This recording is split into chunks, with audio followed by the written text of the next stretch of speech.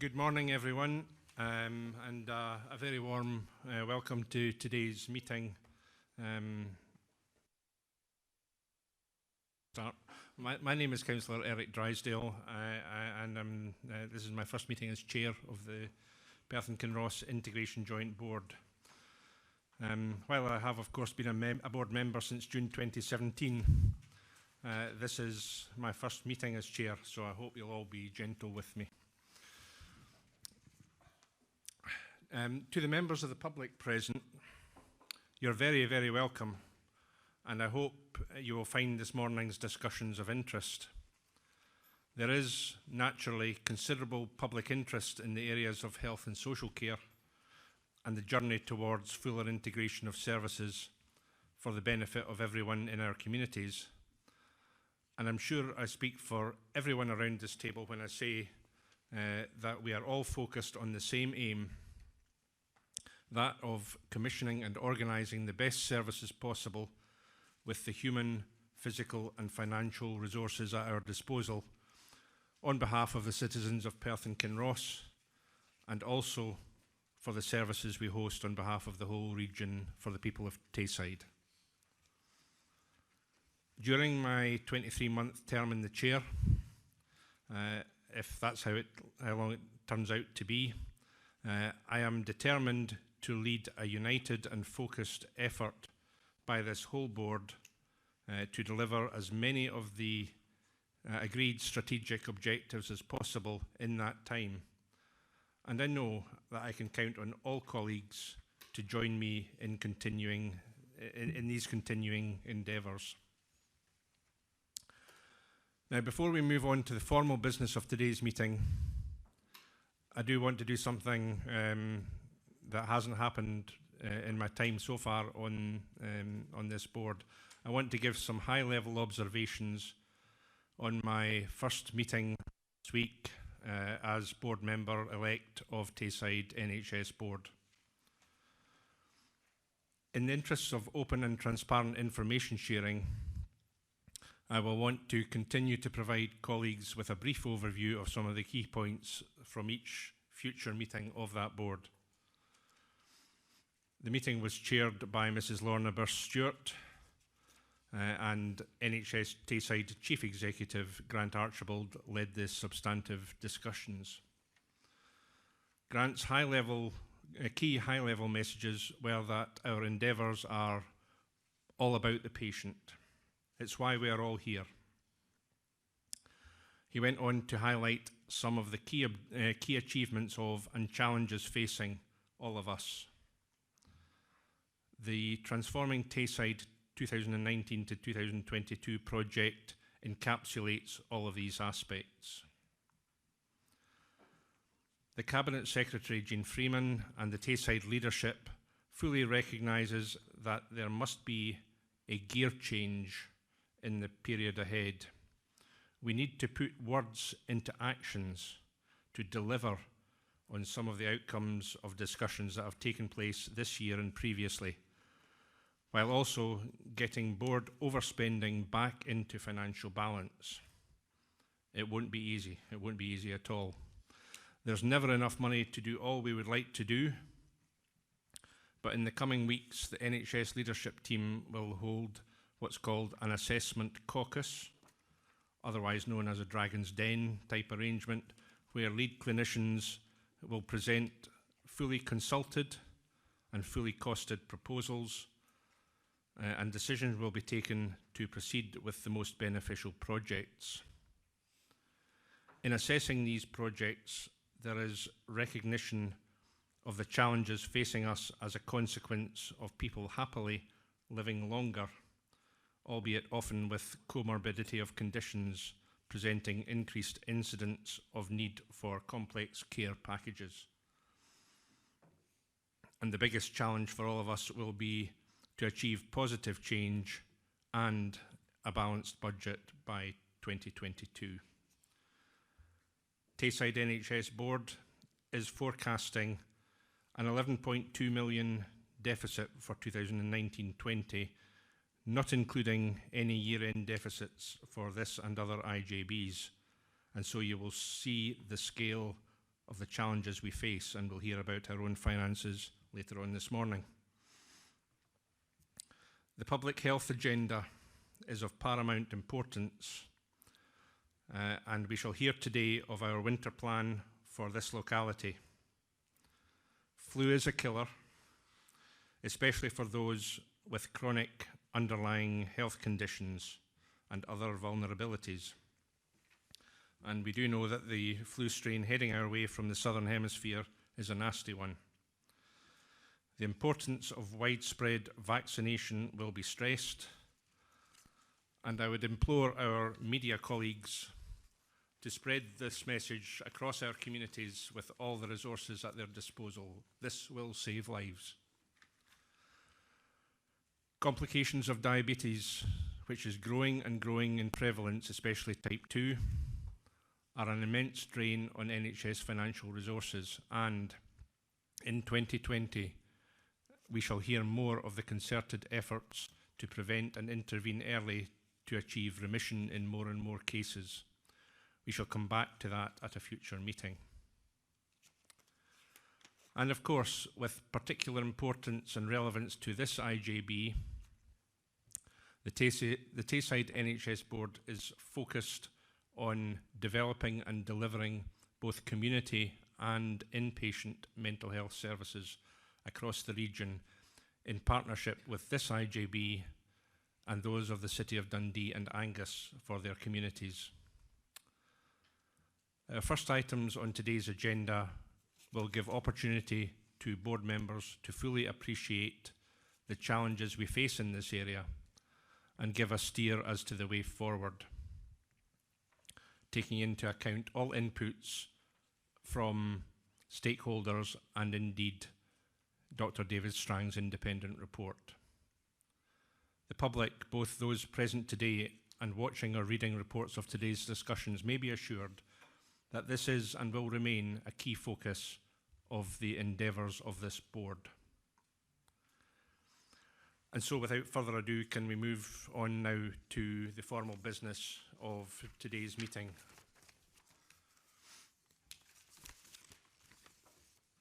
First of all, can I ask if there are any declarations of interest in respect to the business of this morning's meeting? No. Okay. Okay. Tell me I'm talking too much. The first substantive item on today's agenda is Andy's Man Club. We're privileged today to have several representatives of Andy's Man Club in the chamber to give us a presentation. And I think it's a very important presentation. I want everybody to take this in. And again, I would ask the media present to give this as much coverage as is possible, as it could potentially save lives. So this is a presentation that I first heard and others first heard last week, last Monday, at an internal workshop of stakeholders looking at the mental health services and processes. So without further ado, I'd ask Nikhil Lumsen to come up and introduce the topic and to take the discussions forward. Thank you. Welcome, Nikhil. Morning. Wait, I'll try and sort this, 2 seconds. Thank you for allowing us to come along today. This is massive. We'll talk anywhere really, but to be in such a sort of environment as this, it's really is important for us. Again, my name's Nikhil Lumsen. I'm the lead facilitator at Andy's Man Club in Perth. Andy's Man Club is a men's mental health charity where we meet every single Monday across the UK in 22 different locations between 7 and 9, and we just sit in a circle and talk. Really, it's as simple as that. We go through 5 questions throughout the night and we just talk about what's on our mind. we regularly see in Perth up to 50 guys coming through the door every Monday. Last week we had 61 men come through the door. So for people to say men don't talk about their problems, well, I can show you a room that say otherwise. A lot of the guys come along today to support, and I've got a couple of my facilitators there that are going to tell their stories, and I'll tell you mine. So how Andy's Man Club got started, it was formed down in Halifax after a gentleman called Andy Roberts. He took his own life back in 2016. It was no warning at all. Just went out one day to the woods behind his house and ended his life. So his brother-in-law, Luke Ambler, he is an ex-rugby player.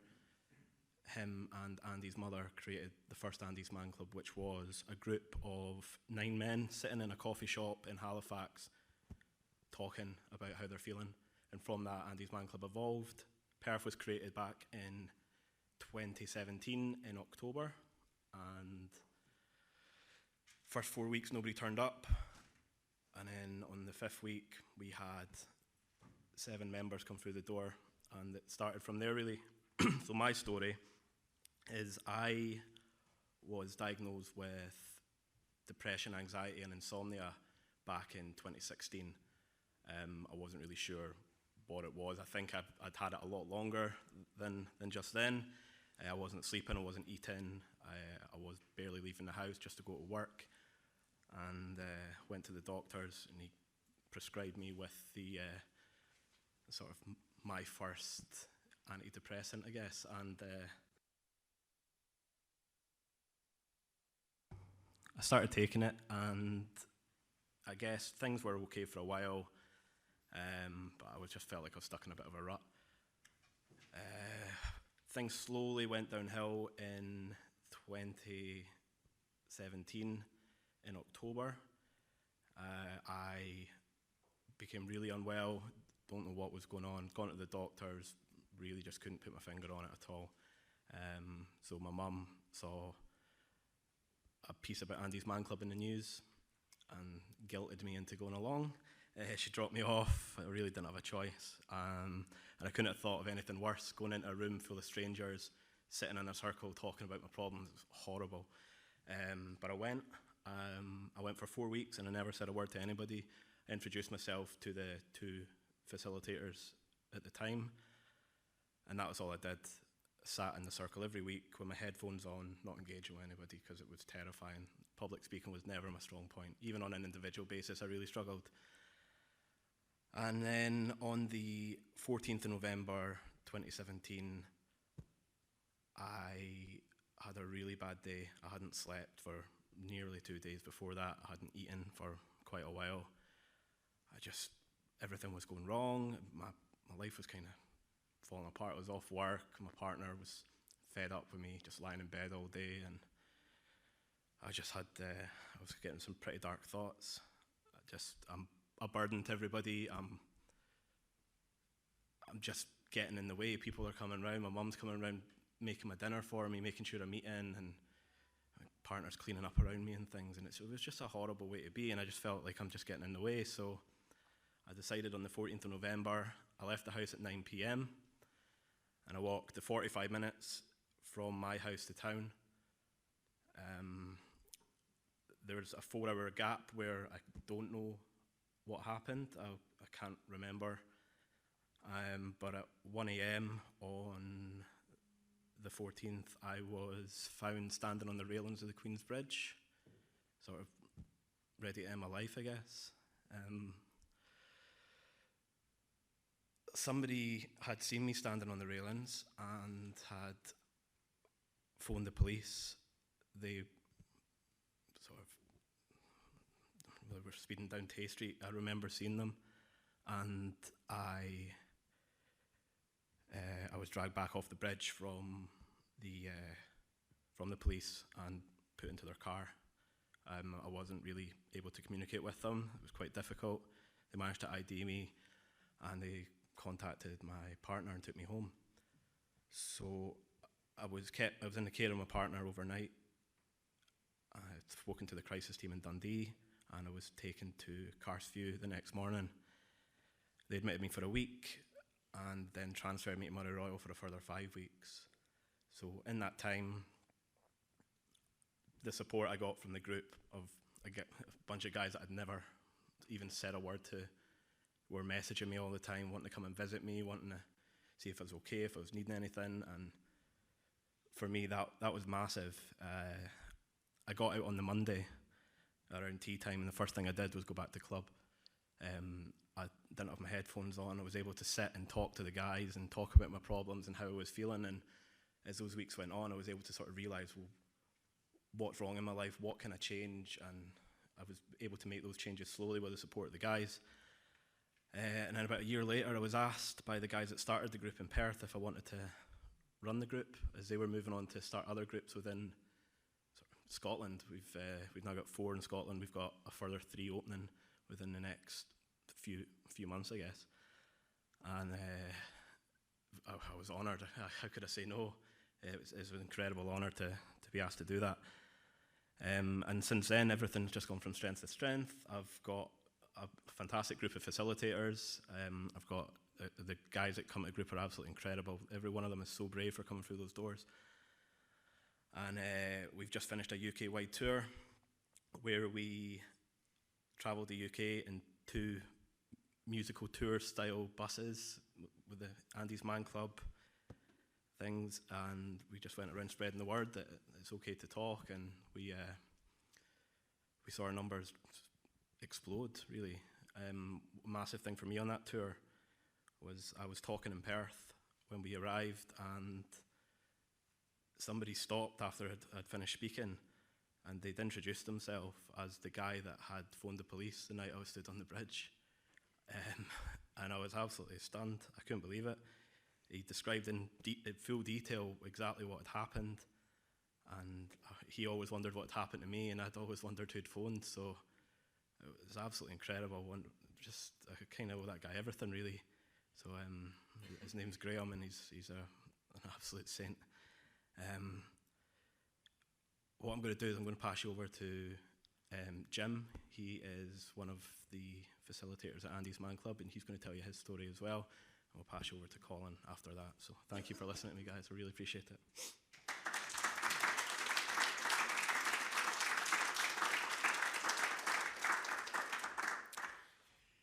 Hi guys, my name's James Mackey. I am the co-facilitator of the group in Perth, and I'll just give you my wee story about how I ended up at Andy's Man Club. My mental health issues probably started 7 or 8 years ago, but went undiagnosed for a long time, I think, as an awful lot of people's did.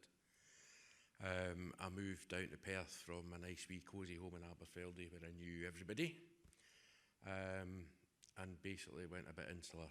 I left the house to go to work, came home, sat in the corner of the room, lived inside my iPhone, never talked to anyone, didn't go out, and I think my mental health just kind of deteriorated. The importance of James Mackey disappeared, and I was there to be dad, husband, money provider, etc.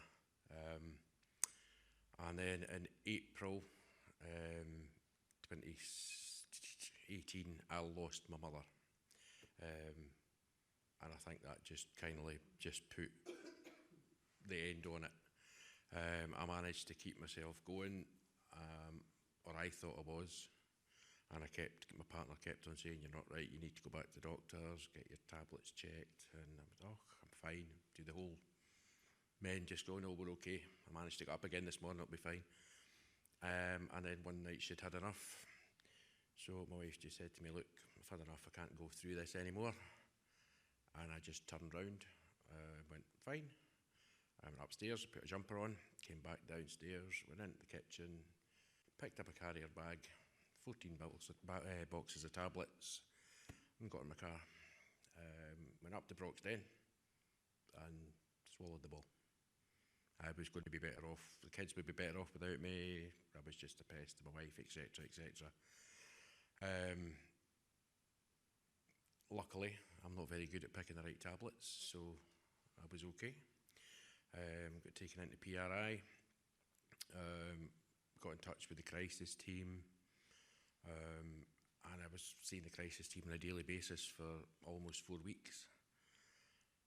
By which time I'm going, why am I not feeling any better? I've been to the doctors, they should have fixed me by now. Wasn't happening. And then I kind of realised through like signposts from the crisis team and from a local GP that Andy's Man Club might be the way forward for me. I'd tried therapy before and I was like, oh, just a bit mumbo jumbo, standing speaking about your feelings, it's not what we do. So it took me 4 weeks again before I went. It took me 3 weeks after that of sitting in the car park at McDermott Park, and eventually I walked through the doors. I won't lie, the first week I thought they were a bit strange, like 30 odd guys sitting in a circle talking about their feelings, passing the ball about and talking about brotherhood. It was a bit scary, but once you start going back, the support you get from guys who have been where you've been, they know what you're talking about. You don't feel stupid, you don't feel judged, and it lets you help sort your own problems out. And the feeling of being able to give back to other people as well, it's the best thing I've ever done in my life. Down to the fact now I am now doing a PDA and peer support at Mindspace College so that I can possibly do this for more folk that aren't at the club. Best thing in the world, guys, give it a shot. All right, thank you.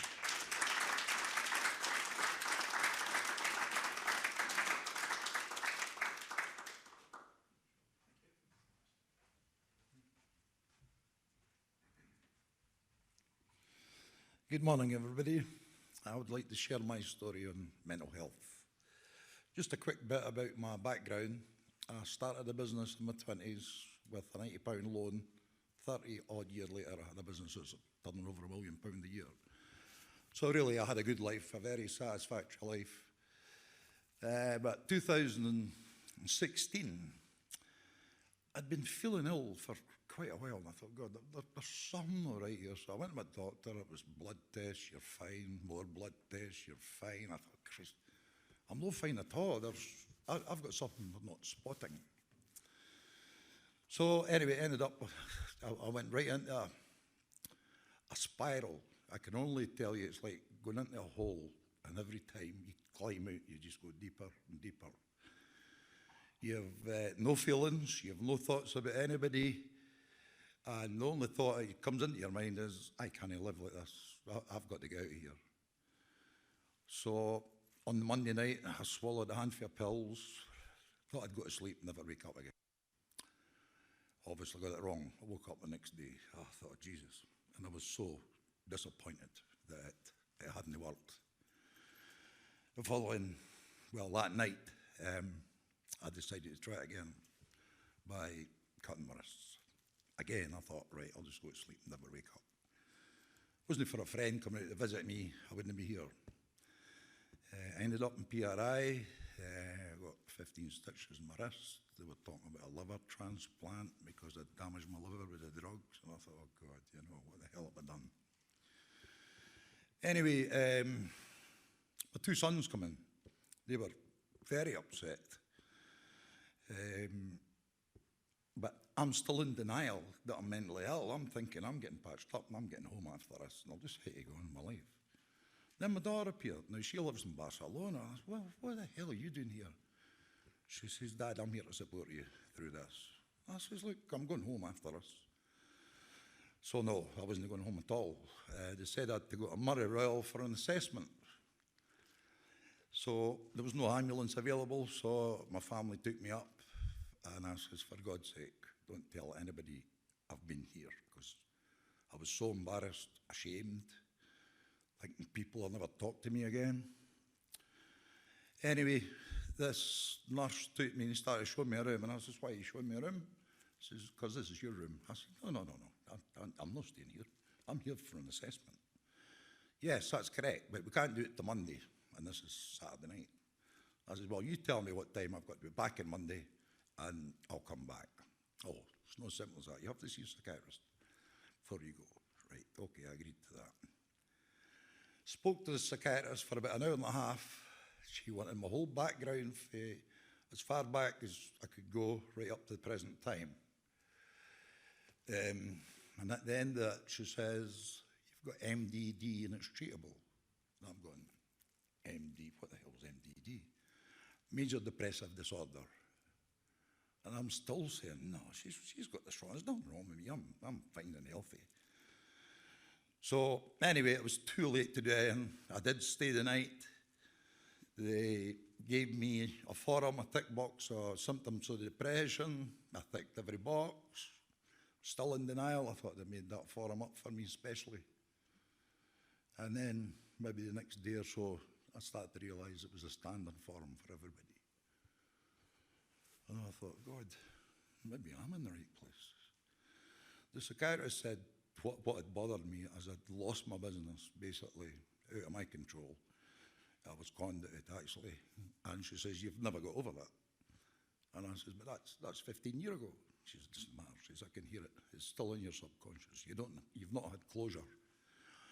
And for your own good, get closure one way or the other. And to this day, I'm still trying to get closure. But I'm not obsessed with it so much now. Anyway, wasn't wanting to go into Murray Royal. I was there for 4 weeks. I didn't want to come out of the place. It just shows you how it turns round. When I was in Murray Royal, I was the guy who always sat away in the corner, one moan, because I'm not sitting with these people, they're not quite right, you know. By the end of the week, I was sitting in the middle of them. They were just the same as me, suffering from an illness. So anyway, when I finally got out of hospital, I wasn't allowed to live in my own, I had to go to my son's house. So I thought, weeks here, and that's fine, I'll get back to my work. No, 3 months later, I was still there. I couldn't get out of my bed. It was like a ton weight was sitting on top of me. Everything was so bloody hard. You know, getting out of my bed and then getting out of the room and then getting out of the house. It was massive. I couldn't believe how hard it was.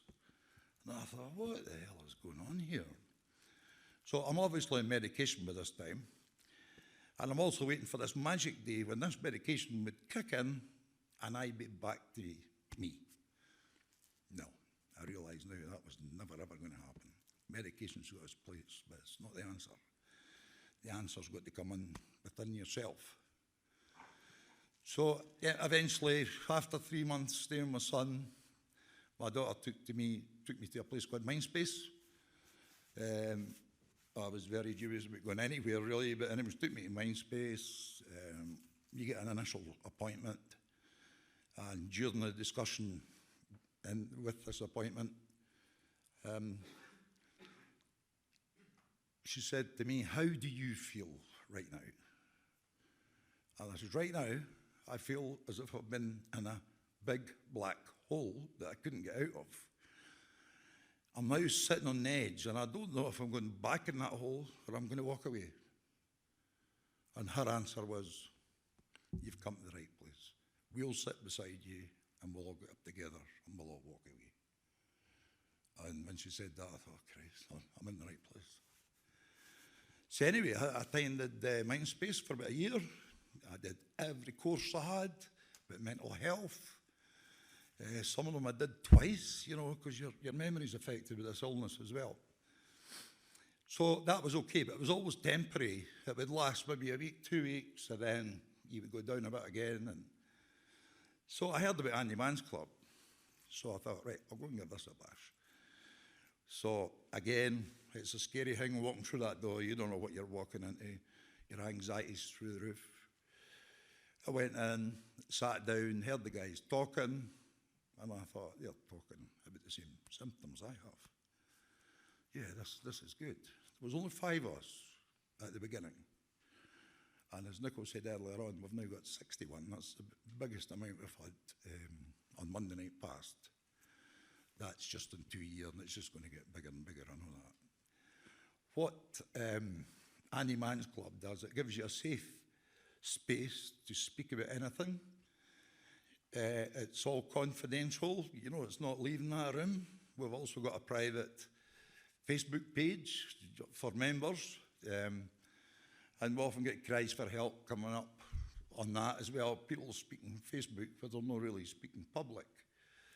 But that has saved a lot of lives, just people putting things up, saying, I've had enough, I'm off, you know. No so long ago, we just rescued a guy at the top of Kinross Hill. So that's what Andy Mann's Club's all about. I don't know where I'd be without Andy Mann's Club. I probably wouldn't be here. But I now look forward to every Monday night. It's the highlight of my week, and it just gives me that boost to carry on with the rest of the week. So, thank you for listening.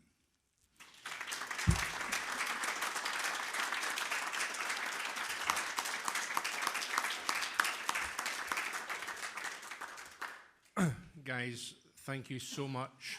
Thank you so much indeed on behalf of the entire board for your presentations this morning.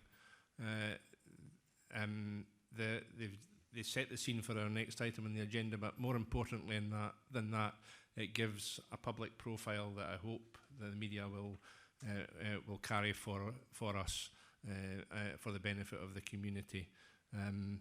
It took immense courage to stand up in front of all these people that you've never met before and to give these presentations. So once again, thank you very much for everything you've done.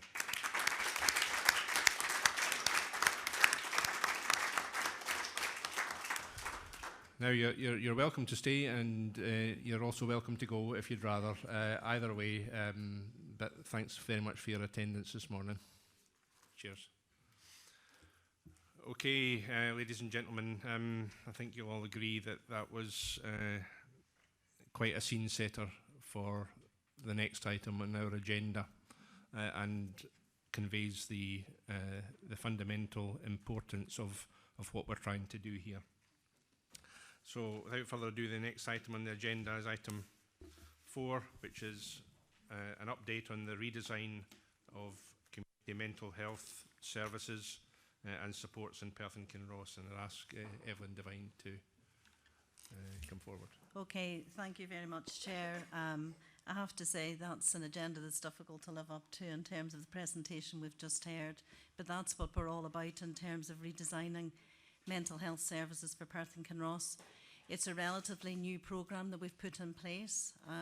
We have deliberately made an effort to start from scratch in terms of mapping all the services that we've got, both statutory and voluntary, and those that deliver peer support for people with mental health and wellbeing issues. You will see on your table we have a pathway here in terms of all the services that we have in Perth and Kinross, and when you see it like that, it's pretty significant.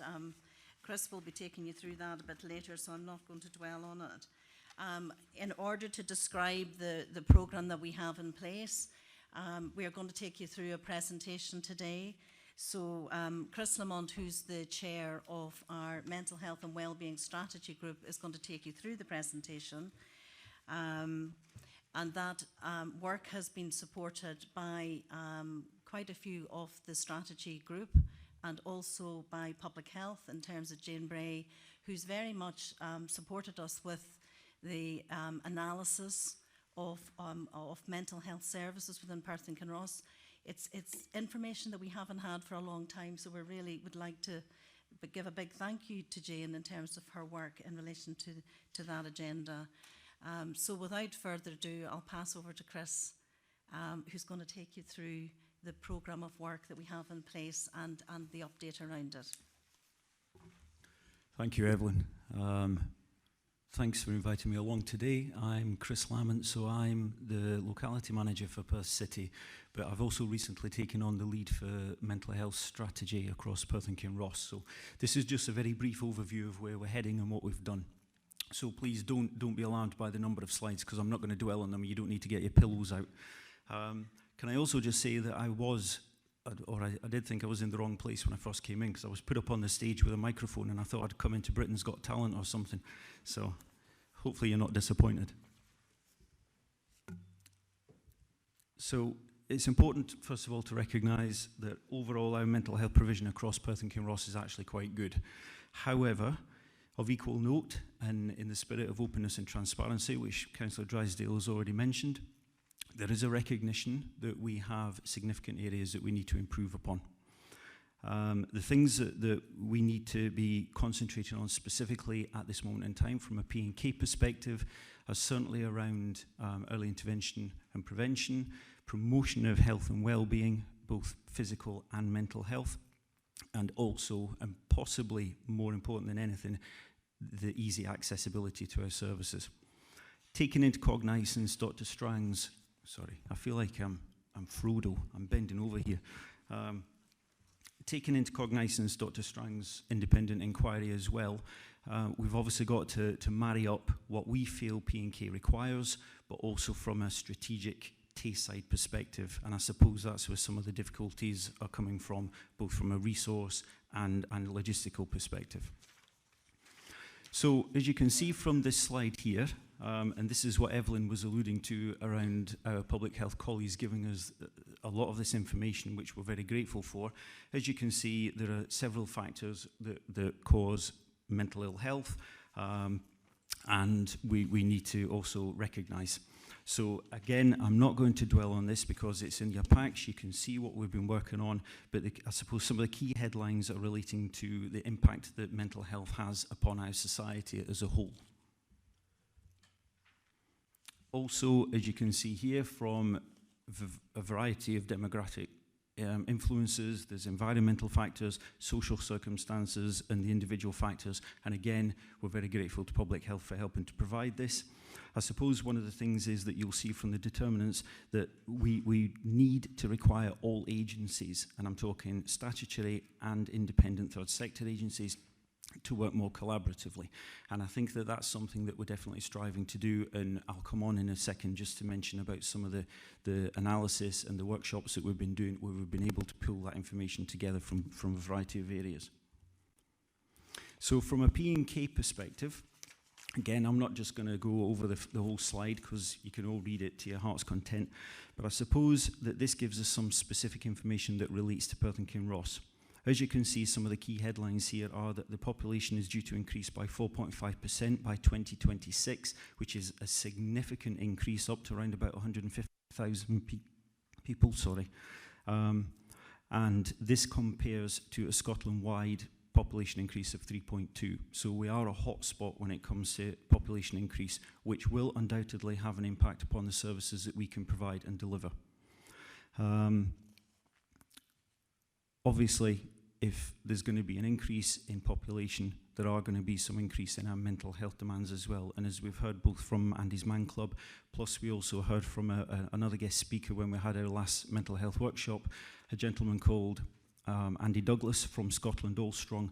Mental health and well-being is significantly on the increase. So looking at it from, again, a P&K perspective, this is our crisis assessment of out of hours and some data just to give you a flavour. So this gives an overview of what our crisis and out of hours services and activity is across Perth and Kinross. So again, the key headlines here are that between the ages of 18 and 35, this age group actually makes up roughly a third of all presentations that are coming through our crisis services. Equally, over half of the individuals coming through our services or being seen by our crisis services are already known to mental health services, and also a third, and this is a key fact as well, which we know that the police are regularly feeding back to us, were triaged by the police of individuals who are going through these services. We know some of the issues that have been highlighted in Dr. Strang's report, and obviously we're trying to take cognizance of these.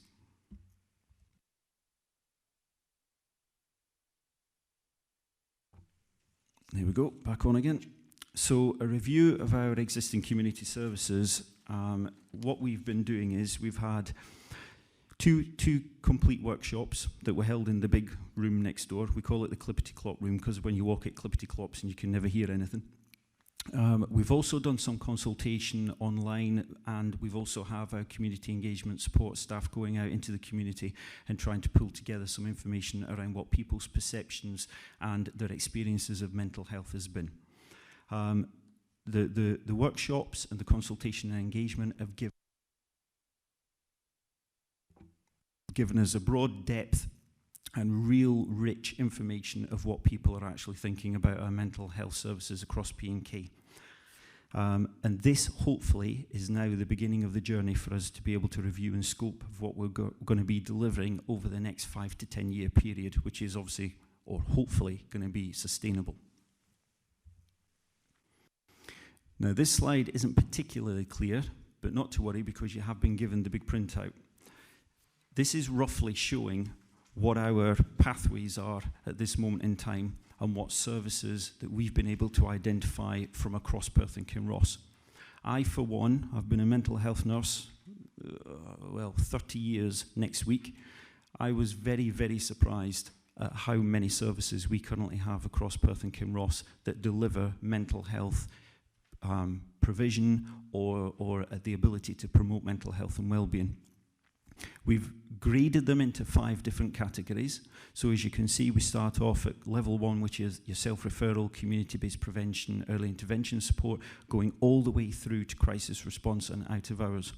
Now, with the Mental Health Alliance, which I'm sure that everybody in the room is aware of, that's now been started on a Tayside-wide basis, they'll be more specifically looking at the inpatient and crisis services, but we obviously have to feed into that because it has a significant impact upon what we can try and deliver, but also for the people of Perth and Kinross. So this is why we've taken the whole pathway moving through almost like how a patient's journey could take place.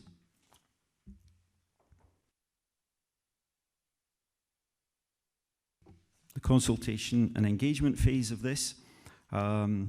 Basically, this is like I've already alluded to. We did a consultation engagement of our local service users, as well as people that help deliver the services, to just get this rich area of information. Now, again, I'm not going to go into full detail here, but as you can see, there are some key headlines.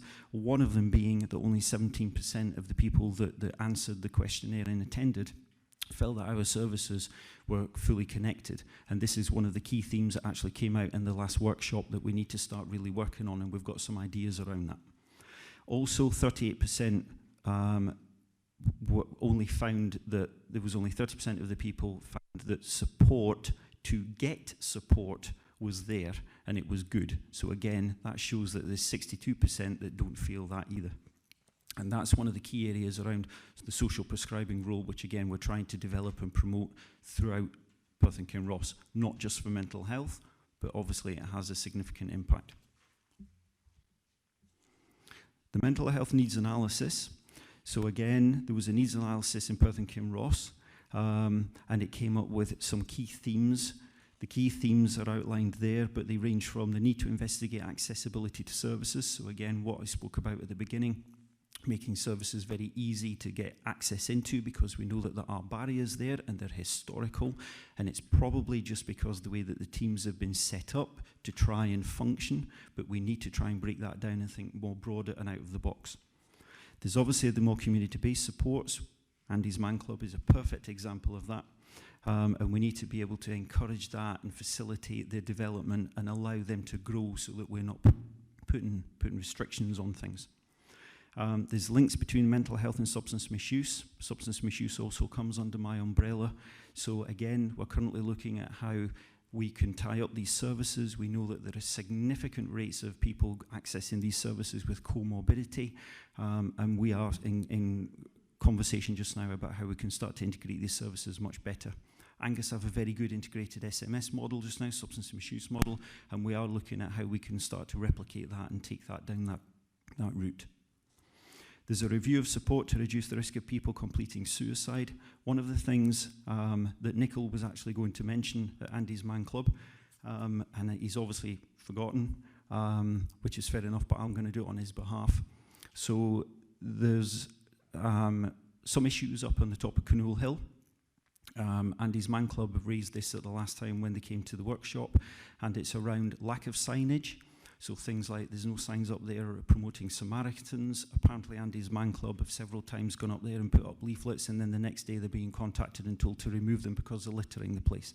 So I suppose it's just when we're looking at things like the suicide prevention strategy, and we're looking at obviously these high level and local and national strategies around reducing these, I think we've just maybe potentially got to be slightly more broad-minded about some of the issues that we're overcoming and encountering. So I suppose that's just a plea on behalf of Andy's Man Club, but from the wider population around how potentially we might be able to overcome things like that. Next slide, again, just very quickly. Key themes continued. So investigate the reasons for people being readmitted to hospital. We know that there are high rates of repeat admissions going into the hospital, which potentially could be reduced if our community services were much more enhanced and robust. And again, that is a key theme that's come out of the Strang report about making sure that our community services are in a position to facilitate the change further up the stream, so to speak. And finally, investigate the potential for advanced mental health practitioners, which we are currently exploring, and again, Angus are also looking at that. The difficulty that we have with that, it's a very selective pool of staff, it's a high level of qualification, and there's not many staff out there, so we want to be there at the forefront of this so we can start to promote P&K as a centre of excellence for mental health. We used to be. 20 years ago, we used to be a centre of excellence for mental health, and we need to get back to that place.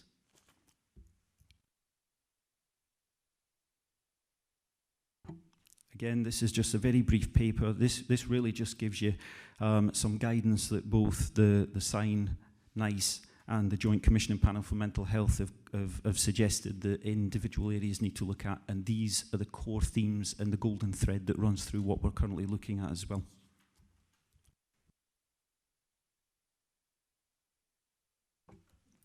This is playing tricks on me. You'll be glad to hear I'm coming towards the end anyway. So I suppose the last few slides really just give you a bit of an overview of what we've actually been doing and targeting, just so that you can see we are beginning to make some progress. So I suppose from an Action 15 perspective, again, I'm not going to go into all the list there of what we've done. There's actually some other things that we could add on there because we had a commissioning meeting yesterday and some more resources been allocated out there. But we're trying to best utilise the Action 15 monies so that they are targeting the very early intervention and prevention aspect across the whole demographic range of our population. One of the key things that I suppose is very important to note is, for the first time, we've actually embedded a mental health nurse within the council access team. The feedback coming from that is very, very positive, because a large proportion of people in crisis and in distress were accessing the access team, no pun intended. And obviously it was difficult then to try and get them moved into our core mainstream services, whereas our mental health nurse now and access team can respond immediately. The problem, and it won't come as any surprise to you, is that already the capacity is far exceeded their ability. So we're now looking at possibly trying to bring in an additional nurse so that we can expand it further. Equally, and I know that Hamish is in the audience today, but equally the GPs and the population from the GPs have fed back very positively around our primary care mental health nurses, which have also started to become embedded within GP surgeries and are looking at the mild to moderate element of mental health issues that are coming through GPs' doors, so that GPs are, one, not having the time taken up by having to spend time with people who necessarily don't need to see the GP, but more importantly than that, the primary care mental health nurses have rapid, easy access to a variety of other services, and people are just phoning up and making appointments directly with them. And again, just a last few things. One of the things that we really need to start focusing on is not having this total differentiation between physical health and mental health. I know that both from a training perspective, we're trying to join things up, but one of the key things that we're also looking at is the high rates of mortality amongst people who have significant mental health issues. Now, this is for a variety of reasons. I don't need to go into them here because we don't have the time. I'm happy to speak offline about it. But one of the things that we are really trying to push forward just now in P&K is our health assessments for people who have significant mental health issues. What's been happening up at Murray Royal, we've had a therapeutics clinic where people are able to go in, have their weights, have their BPs, have their cholesterol checked, various things like that. It's not really been open to a variety of all spectrums, so we've now opened it up also to people with learning disabilities, as well as the older population, because this was predominantly for our adult population. So again, this is something that we're striving to deliver and enhance. Second last slide. So priority areas for us, which we're wanting to focus on, given the information that we've pulled out so far and we're still gathering, is obviously increased prevention and intervention, like I've said, simplify access to services, simplify our patient pathways so that they're easier to flow in and out, because again, this is feedback that we've been receiving on a regular basis. Ensure our services reflect the needs of the population, because we do recognise that P&K's population is different to many other areas. Ensure that services reflect the needs, I've just said that. Workforce, well-being, efficient use of resources. So again, one of the key aspects of this is to make sure that our workforce are fully supported as well, because some of the feedback that we've been getting is that the workforce are feeling overwhelmed just with the volume of work and the rapidity of change. And obviously, I've already alluded to it, the better integration of physical and mental health. The final slide is really just an overview of what next steps we're going through. A lot of it is around just making sure that we've got all our data collected, that we've made sure that we've fully completed our engagement with everybody that needs to be engaged with, and then we need to start driving forward the next phase of the mental health strategy. We do have a mental health strategy in P&K. It's now lapsed. Part of the key focus of the Mental Health Strategy Board is to start looking at developing this new strategy, given all of the information that I've provided. Thank you. Oh, sorry, one final thing. Tell you, I'm not good at this. So I have been in contact with the managers of the various mental health services across Perth and Kinross, and everyone without exception has said that if anybody of part of the board would like to spend some time with the mental health services to get a flavour of what's going on out there and fully understand the service provision, they're more than welcome to facilitate that. So if you're happy, you can contact me there. Thank you. I appreciate very much your presentation, Chris. Thank you very much for that. On the back of the Andy's Man Club presentation earlier, we've a lot to think about, and it's certainly encouraging to see the amount of effort and focus that is currently being applied to the area of community mental health services. That is particularly encouraging. So can I open the floor to questions, and I do hope that as many people as want to ask questions do put their hands up. You know, it's not just the voting members; it's every member of the board that I would be delighted to hear from. But Councillor McDade, off after you. Thank you very much, convener. I've got a few questions from both the paper and the presentation that we've just received, particularly around some of the statistics in terms of the consultation and engagement. And you did allude to some of them, about the 17% believe that supports are there, so the 83% that don't believe that services are connected, and that's quite a high percentage. Likewise, the 60% who are not satisfied with services. And I'm wondering whether we've got a breakdown of this in terms of location of where these people are based, because the paper does outline on 3.9 emerging issues. The first one is about accessibility of services, and I'd imagine there will be a higher level of people responding saying they don't feel there's a connection of services, they're harder to access, etc., in rural areas, and particularly as we have the second most rural area in mainland Scotland as part of our area. You know, I think there is probably quite a lot of people who will find it very hard to access services, particularly some of the wraparound services that we've been talking about, the Andy's Men Club and stuff. That's quite hard for them to actually realistically access. So at that point, the sort of statutory provision will have to step up. So I'm just wondering if you could maybe shed a bit of light around that, please. Hopefully this one works better. Yes, so in answer to your question, Councillor McDade, we have a full breakdown of where the individuals came from.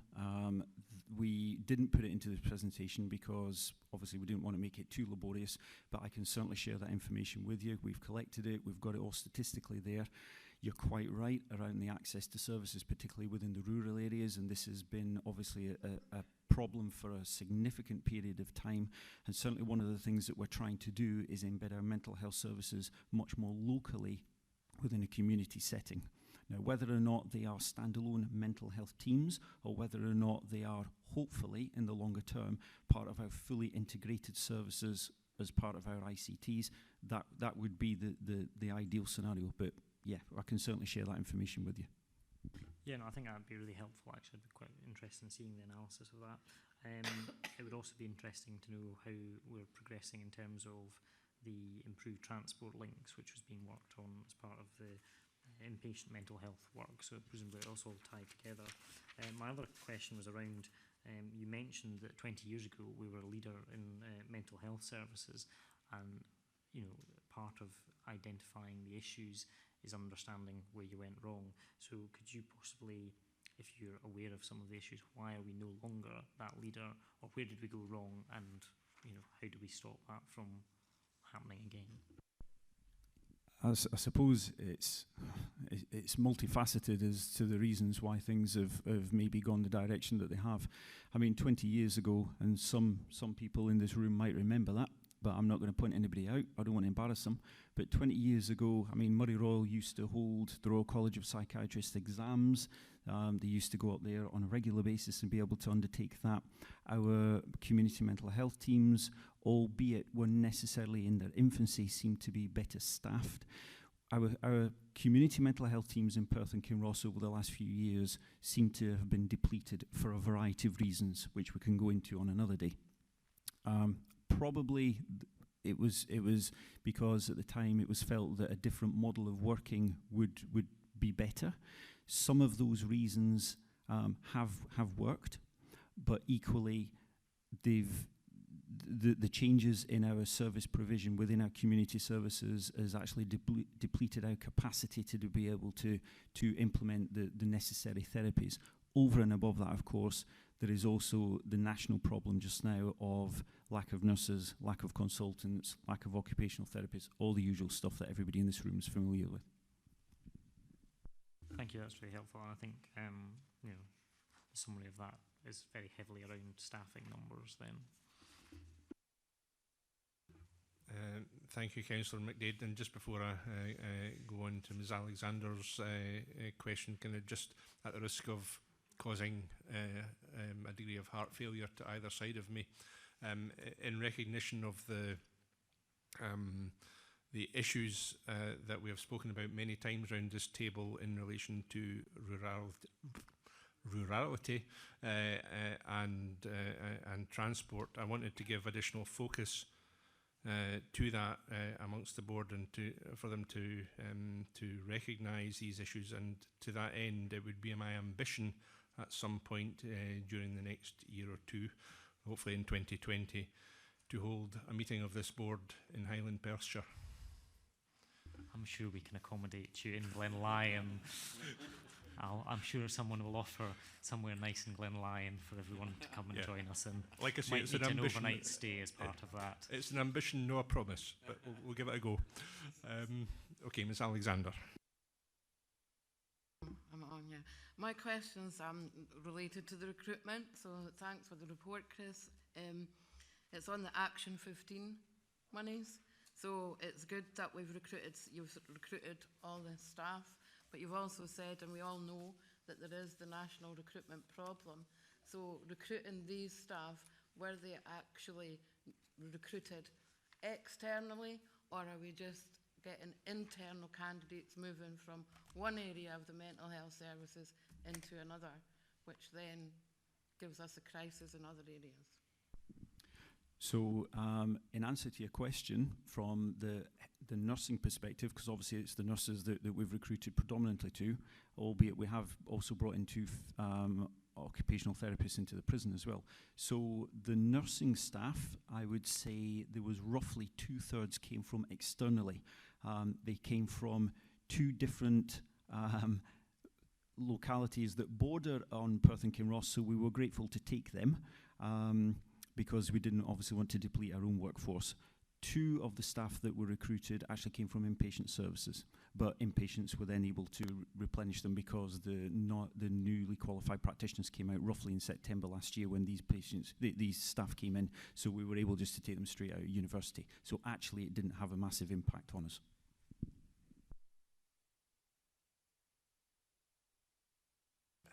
Ms Kilpatrick. Thank you, Chris, for your presentation. It was really excellent. My question's really about adolescent mental health and self-harmers. because we know that self-harming is a precursor to attempted suicide.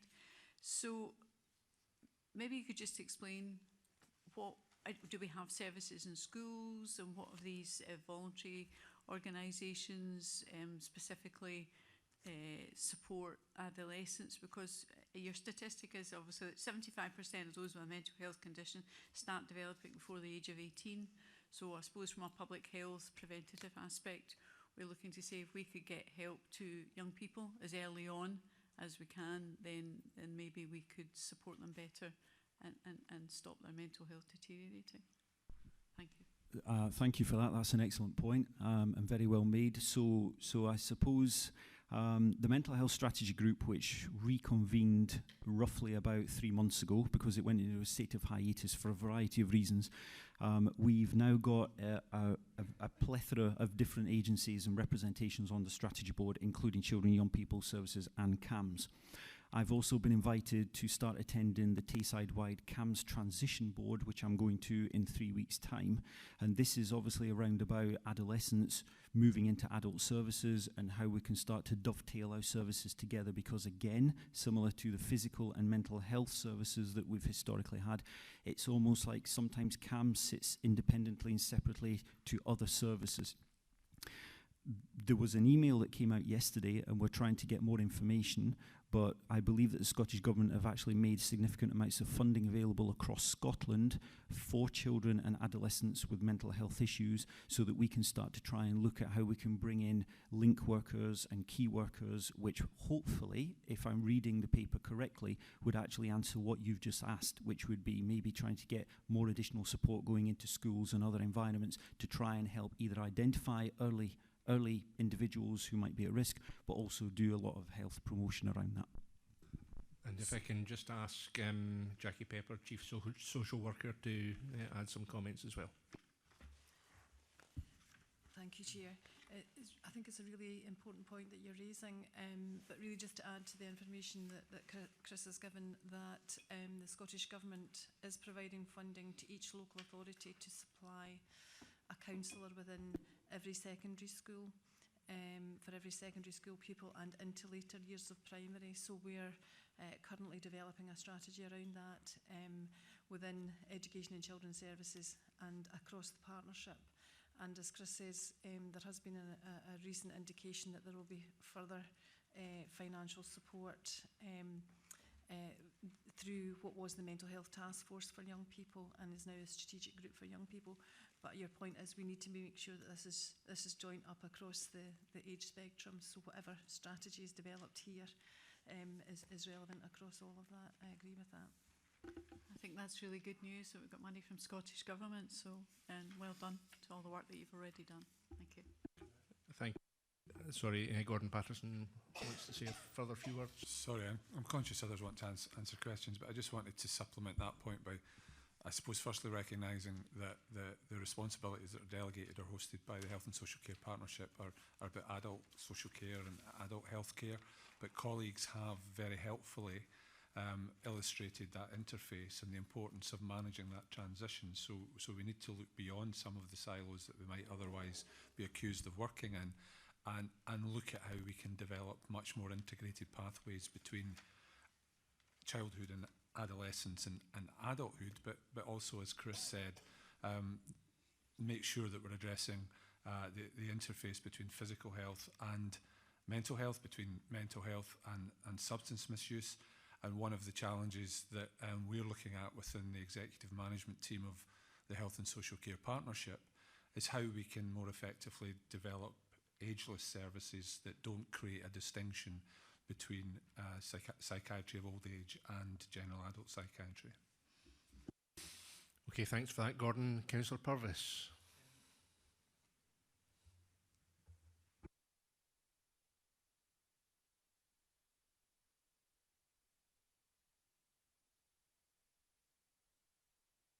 That's it, there we go. Okay, thank you, Chair. Won't make any comment on that. If we just look at the conclusion in the paper, I'm just wondering whether there seems to be a lack of specificity about the when the timescales are for the development of the new community mental health and wellbeing strategy and the implementation plan, it does say the new year, but do we have any more specifics on when that's likely to be? So if Evelyn's okay with me answering that. Over here, Councillor Purvis. So basically we're finalising the information that's come back from our consultation exercise, which we're hoping to have done within the next month. Obviously, then we're into the period of heading towards Christmas, New Year, all the usual stuff. So we are hoping to have a draft strategy up and ready for probably bringing back here, but I would imagine it'll go to our EMT before then, by February, March of next year. Now, there is also a draft improvement plan that the Mental Health Alliance have already circulated, which I think is that in exactly that form. It's a draft improvement plan. So we have, like earlier alluded to, we have to take cognizance of what that's looking at, as well as obviously from our own strategic themes. Thank you. I think that's encouraging that it will be coming early in the next year. I think given the links between community mental health and also the inpatient services, obviously I was quite concerned at the decision that we took at the last meeting not to fully implement David Strang's recommendation in his report to do a full comprehensive review, including of the community mental health services, before we implemented the redesign programme further, and I do think the decision that we took was irresponsible rather than the fudge that we ended up with. So I think it is important that this is done as soon as possible, so that is encouraging. Thanks for your comments, Councillor Purvis. As I said, I personally am encouraged by the amount of work that is being done and the focus that is on this at all levels of government, from the Scottish Government, the Cabinet Secretary downwards. There's no letting up, with the possible exception of the 25th of December. You know, this is an urgent work in progress. Mr. Benson, you have a question?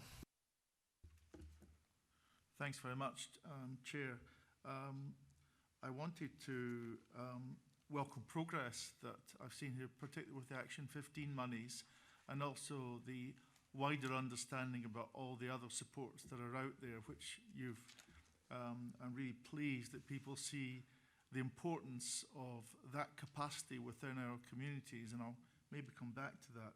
I had a similar question around about timescales, but Councillor Purvis has already raised that point for me, because clearly timing is absolutely essential for us now. There are high expectations of us to deliver on that, so I don't want to dwell on that.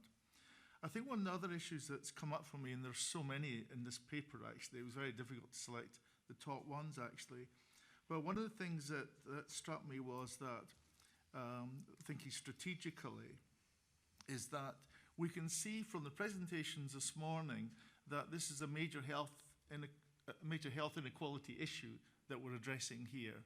It's obvious that the lives of people who have mental health problems have an impact not just on them and their families, but also has an impact in their communities and employment, education, etc.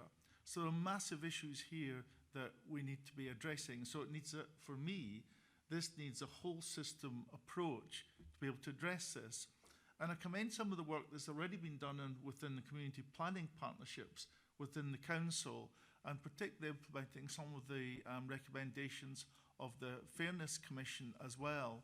That gives us a proper overview now of all the different systems that are involved within this, so we've got more of a high-level approach to these issues, because the scale of the crisis in mental health has been well underlined today. You just need to look at your figures. The impact of this socioeconomically in Scotland and in Perth and Kinross is absolutely enormous, and we have to start thinking about it strategically in that way as we go forward. But also coming back to some of the other aspects that I saw within the presentation, is that as well as looking strategically at whole systems, we need to look at the whole person as well. And it was clear that a lot of people with mental health problems also have associated physical health problems as well. And they can be as deteriorating as mental health problems too, and you describe some of these other conditions that maybe people not looking after themselves properly, not eating properly, all of the issues that might come from that, and just being completely isolated as well. So there's something about the consistent advice that's given to people, not just from within health and community care services and GP services, because we do have a responsibility in terms of health promotion, in terms of every contact, we want to see it make it count. So that feels very important for me as a way of maximising any kind of medical or community care intervention. So we really need to drive on this much more as well. The other part, when I was talking about the importance of the community planning work, is that it's fundamental for helping to build capacity building at local level. Now in Perth and Kinross, as Sandra and John will know, that we already have action partnerships working where health and social care figures highly in these areas, and I'm sure it does in other action partnerships as well. So we're already thinking about this, not just in terms of its importance as an item, but we see it as a democratic issue. It's actually part of the community empowerment agenda.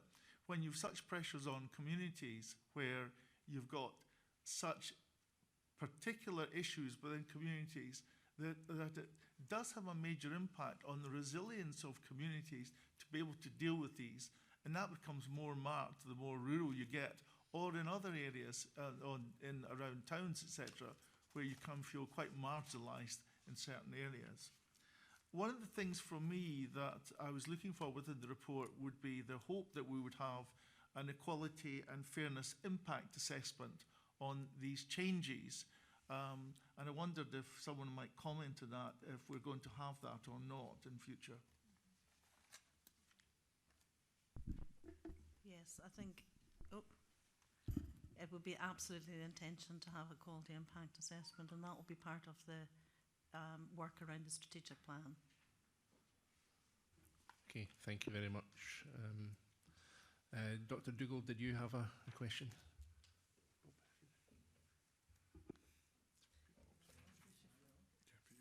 Oh, sorry. Thanks, Councillor Drysdale, and thanks, Chris, for your very clear presentation, and to Chris and Evelyn and their team for all the work they've done. As a GP who's practiced in Perth and Kinross for almost 25 years, this is the first and clearest indicator of the range of services available within the community that I've seen in all that time. So I think this is really helpful. The difficulty we have in general practice often is that in a year's time this will be a different list, and the year after that it will become another different list. So I think there's a couple of challenges I would put back to you. Firstly is picking up on a word that Councillor McDade used, which was about connection. I think it's about connecting patients with these services, and some real thought needs to go into how that can be done efficiently and effectively, so that the patients can access information about these, so that GPs know that these services are there and that they're still there next year when we give the patient the phone number, the contact details. So I think there's a really bit of clear work needs to be about connection, and also some capacity.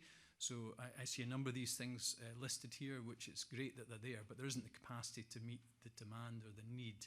So picking up on what Mr. Benson has alluded to about getting understanding as to whether we're actually meeting the need that's out there. So I think both those two key things, there's some really intentional work on capacity and connection going forward, and to take this forward. Are you going to speak, Chris? If that's okay, Evelyn. Yeah, just again, I think that's perfect. Sorry, give me a microphone. I'm anybody's. So I absolutely agree with you, Hamish, and it's an excellent point. I think that in order regarding capacity and connecting up the services that are out there, obviously the social prescribers have a very key role in this, and you'll be pleased to hear that yesterday we agreed to fund a further 3 in Perth and Kinross through the Action 15 monies. We also had a conversation with some of our colleagues and some of our stakeholders at the last mental health workshop that we held that Councillor Drysdale was present at. And that was around how we can start to connect the services that are out there and have almost like an updated regular directory. Historically, we used to have a mental health directory. It was in paper form. It was like the old Busby telephone book, and it was out of date literally within 4 weeks of being published. So I'm not an IT guru, but there was lots of thoughts and lots of ideas expressed on the day about how we can populate this and make sure it's constantly updated through different portals, particularly through the council website. Thank you, thank you. I'm acutely aware of time here, and we're early in the agenda. We have, I was going to say 4, but we've now got 5, and that I'll really have to draw the line at that in terms of further questions on this item. Ms. Gourley, first of all. It's working. Thank you. I wonder if I could just pick up on some of the workforce points that have been made. And thank you, Chris, for sharing the workforce that's already been identified through the ADP monies, and also the intention for advanced mental health practitioner nurses, which would be great. I'm not seeing in the paper any explicit reference to the workforce, and I just wonder how the workforce and the workforce planning is going to be embedded through this whole process in terms of the strategic plan. So our operational managers are currently undertaking a workforce plan throughout our mental health statutory services just now, so that we've got a clear idea of what we need, what we've got, and what the projection regarding obviously the population increase and everything would mean for us in the future.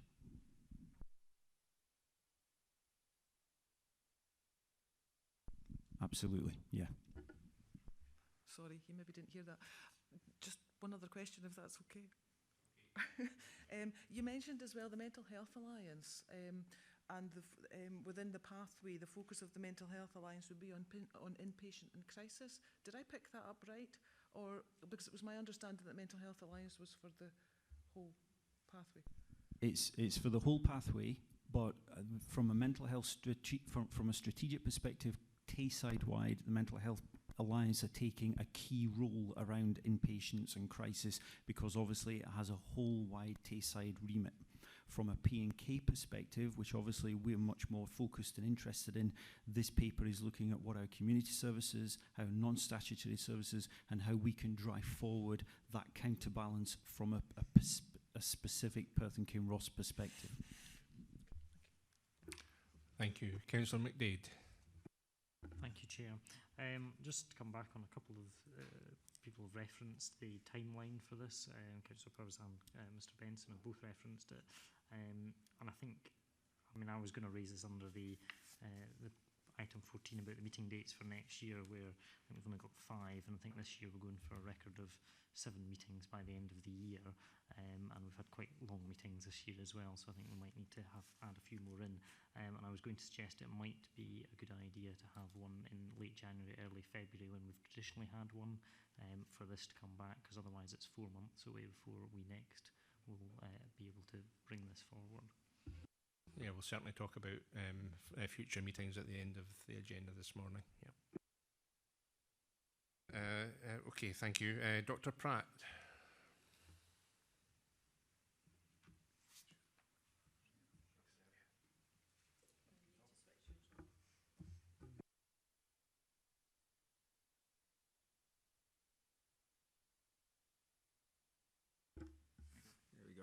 That Pat and Bob raised about prevention. It's no surprise that the focus is on our multiple crises situations, but it seems to me that if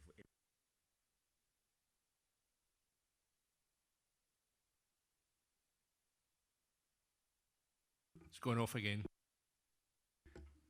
There we go. We're missing a trick, and I don't know how many of you know, but Tayside actually has a health equity strategy, subtitled Communities in Control. It's available just on those search terms. It was written by Drew and his team, and it represents an opportunity, but I would say also a challenge as well, as because the practical implementation, as I understand it, has been not easy. So I don't know whether Drew would want to say anything about that and the opportunities of health equity in this area. Thank you. Okay, thanks for that. And Drew, you were next up anyway, so over to you. Thank you, Norman, for that. I wanted to thank Chris for his excellent presentation, but you've already thanked the Andy's Man Club for their, what I thought was an extraordinary presentation. I really congratulate you for putting them right on at the start of the agenda today, because it set the scene for not only this discussion, but actually I hope for so much of the discussion today. I was struck by so many things. We got so much to learn from listening to what was being said there. You've heard me talking previously about transformational public health approaches to things, and actually they encapsulated a lot of that around shifting the focus of our work upstream, being very person-centred in the way that we're working, and as Norman and Bob have mentioned, the importance of us always having a resolute focus on health equity. But there was one thing that one of the members said that just will always stick in my mind. So it was beautifully said. He said, medication has got its place, but it's not the answer. The answer lies within ourselves.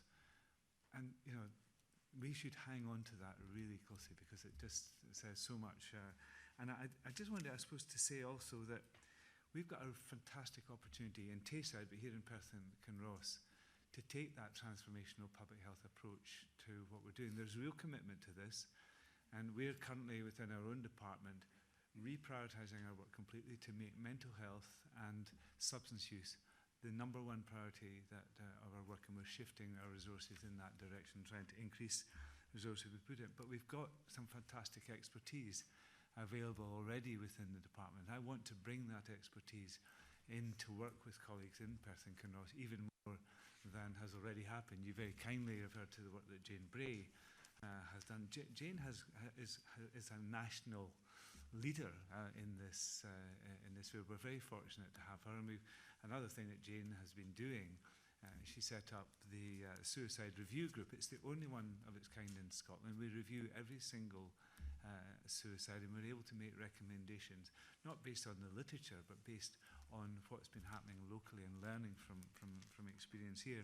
We've got the national expert on social prescribing in Scotland, Dr. Andrew Radley. We need to capitalise on that, something that Norman's always been very passionate about. We have the national expert on health literacy in Dr. Phyllis Easton, because health literacy plays a big role in people getting into difficulties in the first place, but it restricts their ability to use the services that are available to help them get out of those difficulties.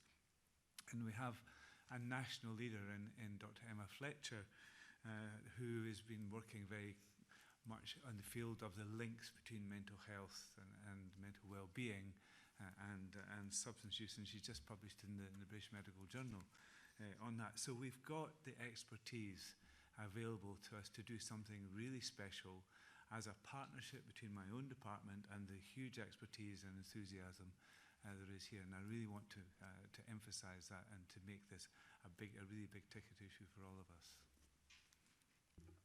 Thank you, Dr. Walker. I really appreciate these comments and for you outlining just some of the expertise that we have within Tayside and within Perth and Kinross that we need to leverage off of, and we'll certainly endeavour to do that in the period ahead. Much appreciated. Now, final questions. Bernie and Sandra, do you have 2 questions? Yep, go for it. Thank you. Mine's really a very quick question, but in relation to the mental health nurses available in the GP surgeries, I'm just wondering, are they available in all GP surgeries across Perth and Kinross? I mean, I think it says 4, which seems to be quite a mammoth task.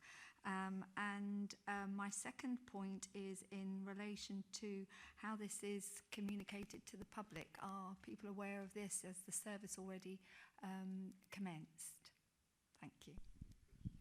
So in answer to your question, Bernie, yes, they will be available. So we're recruiting 6, but we've only brought in 4 at present because the South locality did have staff aimed to start with start dates, but because of the lengthy recruitment process in NHS side, they went and got other jobs. And that's, in the spirit of openness and transparency, how things are working just now. So in Perth and Kinross, in Perth City, we have 2. We have the GP clusters subdivided into cluster 1 and cluster 2, and each nurse works within a cluster, and they have allocated time per week within the GP surgery. Second part of your question, which was around how do the general public know, the GP surgeries have leaflets currently up in their surgeries, and the reception staff have all been given almost like a pro forma of how to approach individuals when they're coming through the door and highlighting that the service exists. Thank you very much. Now, Sandra. Thank you. So thank you for your presentation, and apologies for appearing to sit with my back to the speakers. The right and correct focus on early intervention and treatment and prevention. I noticed in one of the appendices the reference to CAM services, and there just wondered if someone could give some information about the waiting list times regarding that. The information wasn't contained within the documentation. I don't know if anybody has an answer to that specific question. If not, we can look into it and get back to you. I wouldn't like to say for the minute, but I'm absolutely happy to get you the information, but I don't have it to hand. Okay, thank you. Okay, Chris, thank you so much for your report. It's very stimulating. Can we agree to note this report? And this is an issue that we'll be coming back to all future meetings of this board until we have something that we are proud of, and that we do feel that we are then restored to the status of Centre of Excellence. In the meantime, without wishing to put anyone on the spot, Mr. Valentine, during the course of the discussions and Andy's Man Club and the issue that was picked up by Chris in relation to Canoe Hill and the absence of signposting and literature, and indeed, as I understand it, the taking down of signposting and literature. I wonder if you could direct somebody to sort that out, because it's more important than anything else that there is signage and literature there to hopefully prevent somebody from ending their lives at that location. Yes, convener, I'm already on to that. I don't see why we can't replicate what we've already got alongside the River Tay. Okay, much appreciated. Thank you for that. And, okay, thanks a lot. Can I quickly move on to the minutes of the meeting of the last Perth and Kinross Integration Joint Board? Mr. Henry has a correction to make. Thank you, Chair. Just to point out an additional correction in the draft minute in relation to item 3.4, inpatient mental health budget 2019-20 and 21-22. There should be an additional resolution added as number 5, which states the following. It was agreed that nursing savings in relation to general adult psychiatry rehabilitation and acute admission beds at Murray Royal Hospital should be taken on a non-recurring basis only in 2019-20, pending wider discussion around investment across wider pathways of care across Tayside, and therefore the savings of 204,000 and 107,000 are agreed as non-recurring only. Thanks. Okay, thanks for that, Scott. Does anyone have any issues with the accuracy of the minute? Ms. Alexander.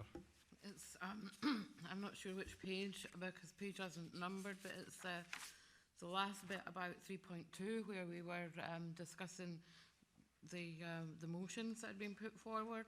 So I'm not sure if it's a correction to the minute, but your action points say different to what the minute says. So in number 6, it says that it was a standing item for future IJBs, and 7 is a standing item for future IJBs. But in your action points, it says that it'll be regular updates. And it's not on as a standing item. The 2 items aren't on your agenda today as a standing item, as standing items.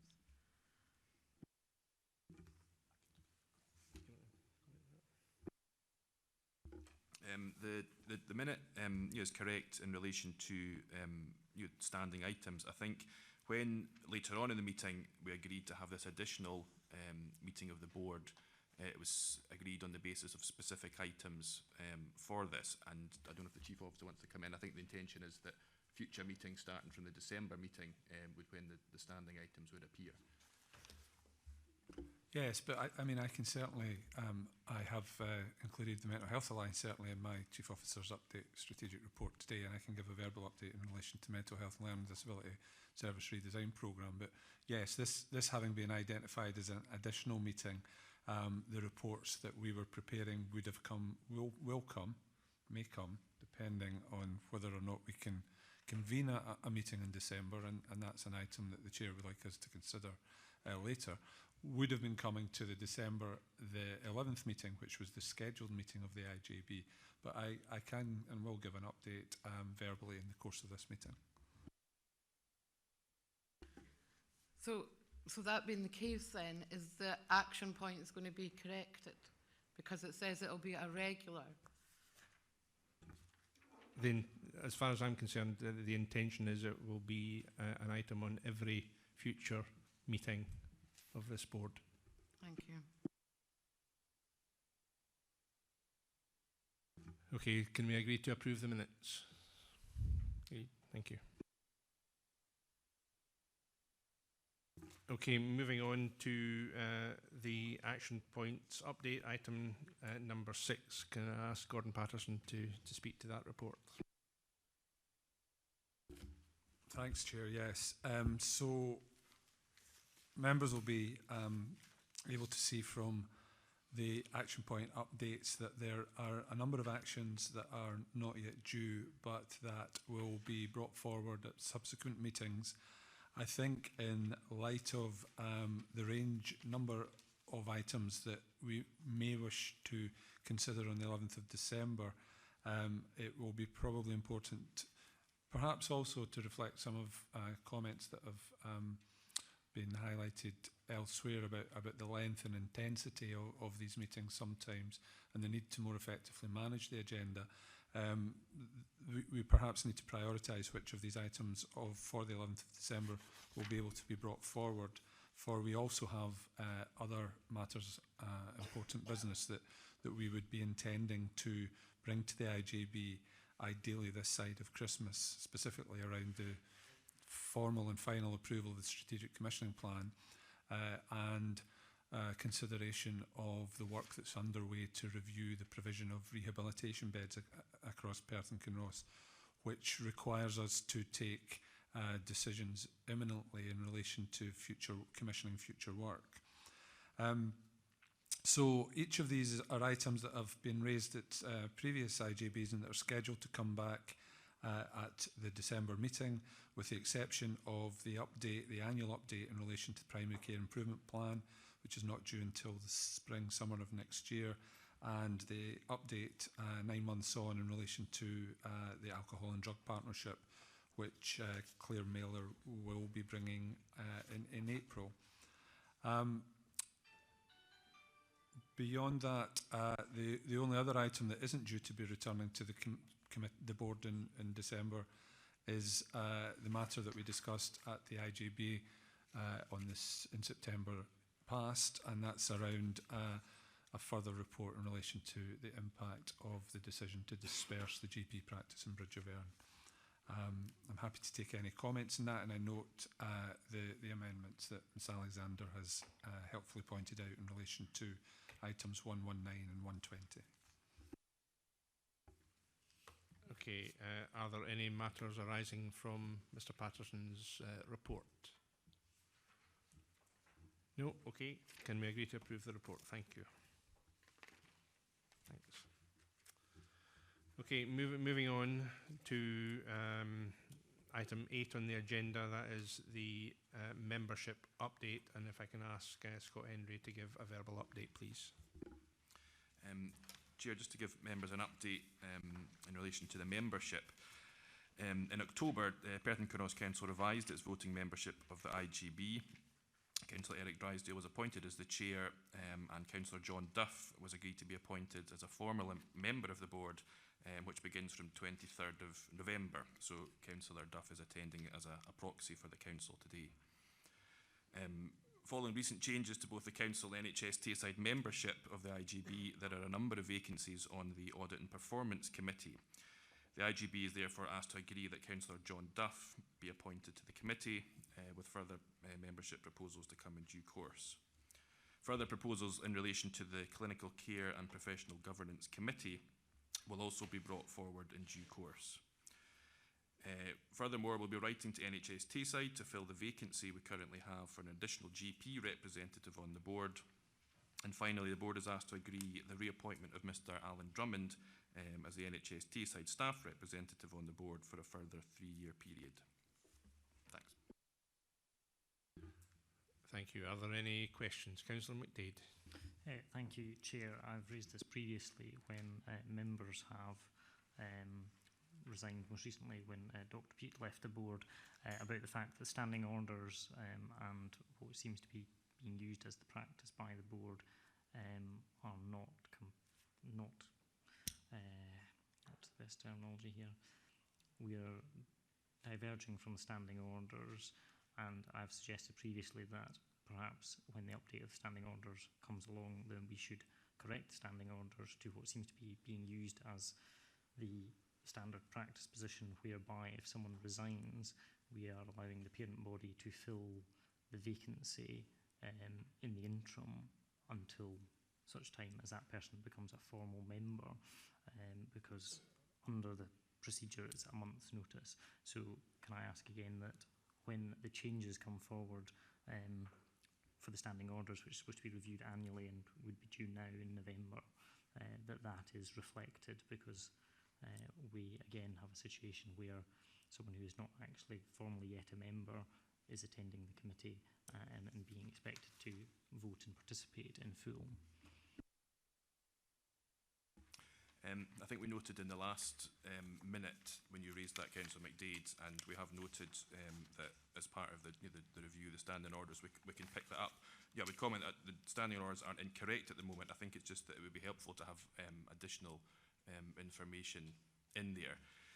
With regards to when either of the parent bodies changed their membership, the legislation, which isn't just our own IGB standing orders, it's set out in the national legislation, requires that they're required to give the IGB and the members 1 month's notice. So if that member is attending on behalf of another member representing the parent body, they are acting as a proxy member at that point. The unique circumstances regarding Councillor Duff attending today, and the reason why the council made its decision was set out in an email to all board members, and because that was in relation to a recent decision of the Standards Commission, and there's an ongoing investigation, I don't think it would be appropriate to go into the details of that. However, just to clarify that Councillor Duff is attending today as a proxy member for the council. Sorry, I don't quite. I was following up until, as a proxy member for the council, either the council's nominee, which he has been appointed by the council, and that comes into force, I think, on the 23rd of November. But he can't be a proxy for the council. Either, to be a proxy, you have to be attending on behalf of someone. He's attending on behalf of the council, so presumably he is here as a substantive member, effectively. He can't be a proxy for an entity. Yeah, just to clarify, as you said, usually we would say that one particular member was proxying for another member. Due to the circumstances we have in relation to Councillor Stewart and not being able to attend meetings as a result of the decision of the Standards Commission, the council resolved that Councillor Duff would replace Councillor Stewart, and that's why, in light of the unique circumstances which the standing orders don't account for, in discussion with the legal advisor to the board and the chair and the chief officer, just for today's meeting, Councillor Duff is the fourth council representative. Yeah, and what I would add is, as far as I'm concerned, the standing orders need to reflect the will of this board, and they will when these have been reviewed. The circumstances that we have faced in recent weeks and months are, I'm quite sure that few, if any, IJB's standing orders cover for that kind of situation. The most important thing for me is that both parent bodies are fully represented around this table, because of the importance of the agenda items that we've already heard about this morning and we're still to hear about in the remainder of this meeting. So for me, that trumps everything, but we do absolutely need to get the standing orders right going forward. Okay, Councillor Purvis.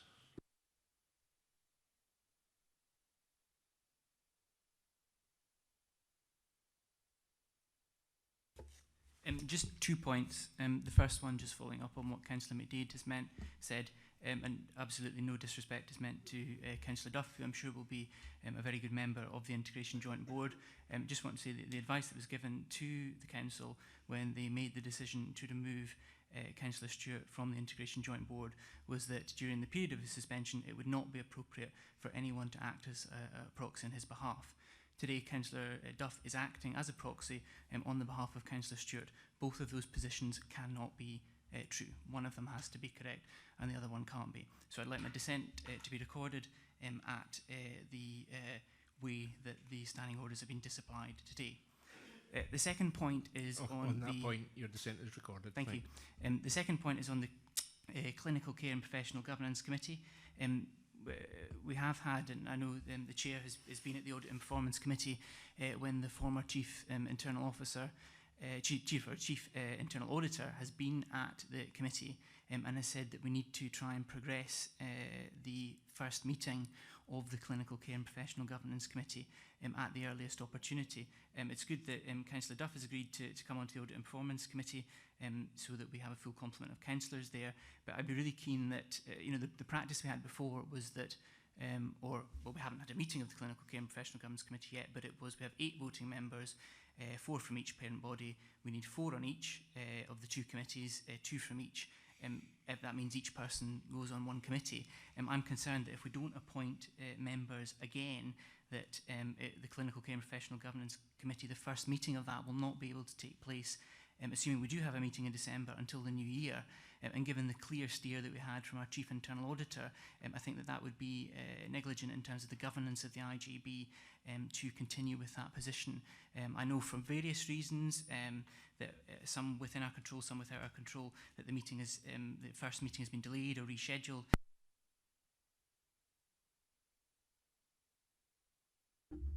We need to try and ensure that we appoint a full set of members today, even if that takes 5-minute discussion offline with the members, so that we can have that first meeting this side of Christmas. Thank you for that, Councillor Purvis. Yeah, I mean, there has been discussion between myself and Mr Hendry regarding the makeup of these committees. As I understand it, there are changes afoot on the NHS side, representation side, which impacts on what we're trying to achieve here. However, I very much agree that the Clinical Care and Governance Committee needs to meet, and it needs to meet as soon as possible. In that regard, I'm very happy to take that conversation offline after the meeting. I'm conscious of an incoming meeting here at 1 p.m, and so we have the substantive items that we need to focus on first. Okay, well, perhaps if we just formally agree that we're happy for that discussion to be done by email correspondence or separately, so that we can agree the formal membership as soon as possible. Absolutely, no problem at all. Okay. Councillor McDade. Yeah, sorry, Councillor Riser, just to pick up on one of your points, you said that NHS Tayside's reconsidering its membership.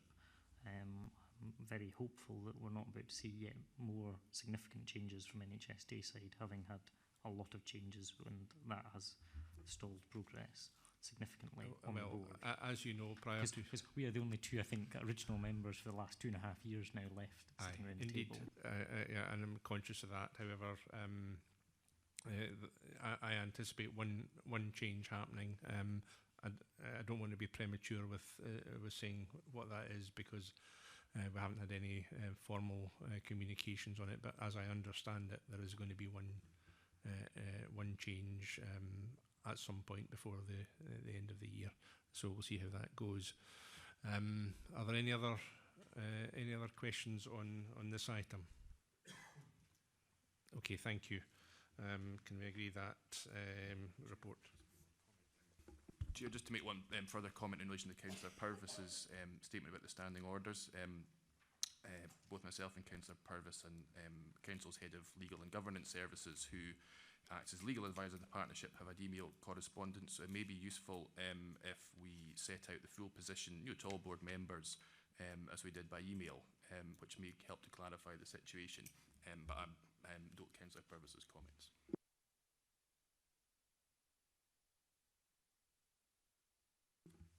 Okay, thank you for that. Now, at this point, I was going to take a comfort break, but you know, as I say, I don't want us turfed out of this meeting. In fact, we're not going to be turfed out of this meeting. This meeting will continue until it's finished. But if MD does need to take a comfort break, please do feel free to up and leave. But I think we need to, for the time being, progress with the items on the agenda, if that's okay with everyone. And item 9 is our very favourite, finance and governance, and I'd ask for Jane Smith to please give her report on the current position. Thank you, Chair. Firstly, to say that we hope to have taken on board the feedback from members at the last meeting around the clarity of message within the finance report, recognising that some of it is complex, but we have tried hard to simplify things, and I would very much welcome feedback. The other feedback we got at the last board is around trying to quantify financial risk, and we've tried to address that in this report, and we'll try to do so moving forward. Forecast financial position, based on 6 months to 30th September, the IGB is forecasting an overspend of 4.4 million. That's an improvement of 0.4 million from the last report to the IGB. This is almost wholly driven by the £4.1 million formal budget deficit approved by the IGB as part of the financial planning process. While there are areas of unanticipated demand across core services, they have been significantly offset by other benefits, including a reduced forecast overspend on GP prescribing, vacancies, slippage in investment plans, reducing and managing almost to offset those unanticipated overspends. The forecast at this stage doesn't include the impact of the financial recovery plan approved by the IGB, and I can now advise board members that 1.1 million of measures identified in the recovery plan have now been agreed by both NHS Tayside and Perth and Kinross Council, and therefore we will adjust the forecast position, and that will bring the forecast position, assuming that we can now implement measures. There has been some delay, obviously, in getting full agreement from both organisations, but with acceleration, we hope that we can reduce the forecast position to £3.3 million of an overspend. We continue to identify all possible actions to reduce that further, and my commitment is where they are material and would require the IGB to support, and indeed the parent bodies to support, these will be brought back. But as you would expect, we will do everything we can to appropriately reduce spend when the opportunity arises to us, and any material items will be raised just through the normal finance report. But the attention, whilst we continue to do that, we must focus attention on the substantive and recurring ways in which we can bring the partnership into financial balance. And we now need to ensure a really strong focus on that as we seek to bring forward a draft 3-year financial plan to the board at its December meeting. Happy to take questions. Okay, thank you, Jane, for that. I suspect there might be 1 or 2 questions. Do we have any questions on this report? Mr. Benson. Thank you, Jane. Have you any further update on discussions with NHS Tayside, which seems a fairly critical conversation since this report was drafted? And what's the likely timescale for response? The report was drafted prior to finalisation of NHS Tayside's position on our financial recovery actions. So I'm providing a verbal update to the board today to make it clear that NHS Tayside have now formally given their feedback on the recovery plan and have agreed £1.1 million worth of measures. I think, as would absolutely be expected, given the overall forecast at 3.3 million, still gives significant cause for concern to both NHS Tayside and Perth and Kinross Council.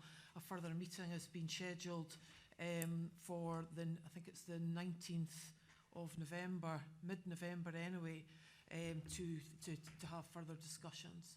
A meeting's been proposed, not scheduled, just for being purposes scheduled. of accuracy. Right, Both okay. chief executives are very keen that we have a meeting as quickly as possible. May I ask, I was encouraged by the prescribing changes that have happened, and I think that's been a positive step in terms of achievements. What I wanted to highlight, though, was the necessity for moving forward to get the proper management arrangements around the chief officer to enable us to deliver all of the aspirations we have within the work of the health and social care planning, full stop. So I think we need to make that priority, that we get some of these roles into place as soon as possible. Thank you for these comments. Ms. Kilpatrick.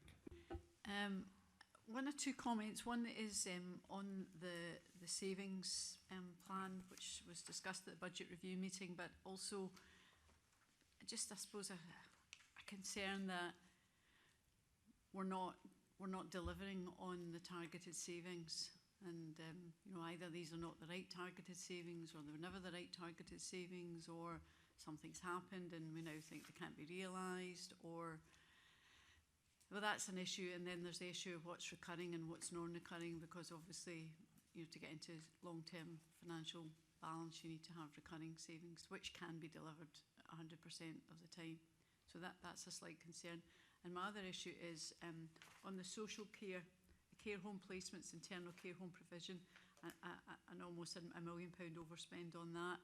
And is it the intention of the Chief Officer to conduct a review of the criteria which the Health and Social Care Partnership apply, and are our criteria the same as everybody else's criteria, or are our criteria more generous or less generous? I don't know the answer to that, but I think when you've got a recurrent overspend like this, you probably need to have some consideration and reporting back to this board on whether this is going to continue, or can it be pulled back? Can it, other alternatives we could invest in that would reduce this? I think that's just a wee bit of a worry.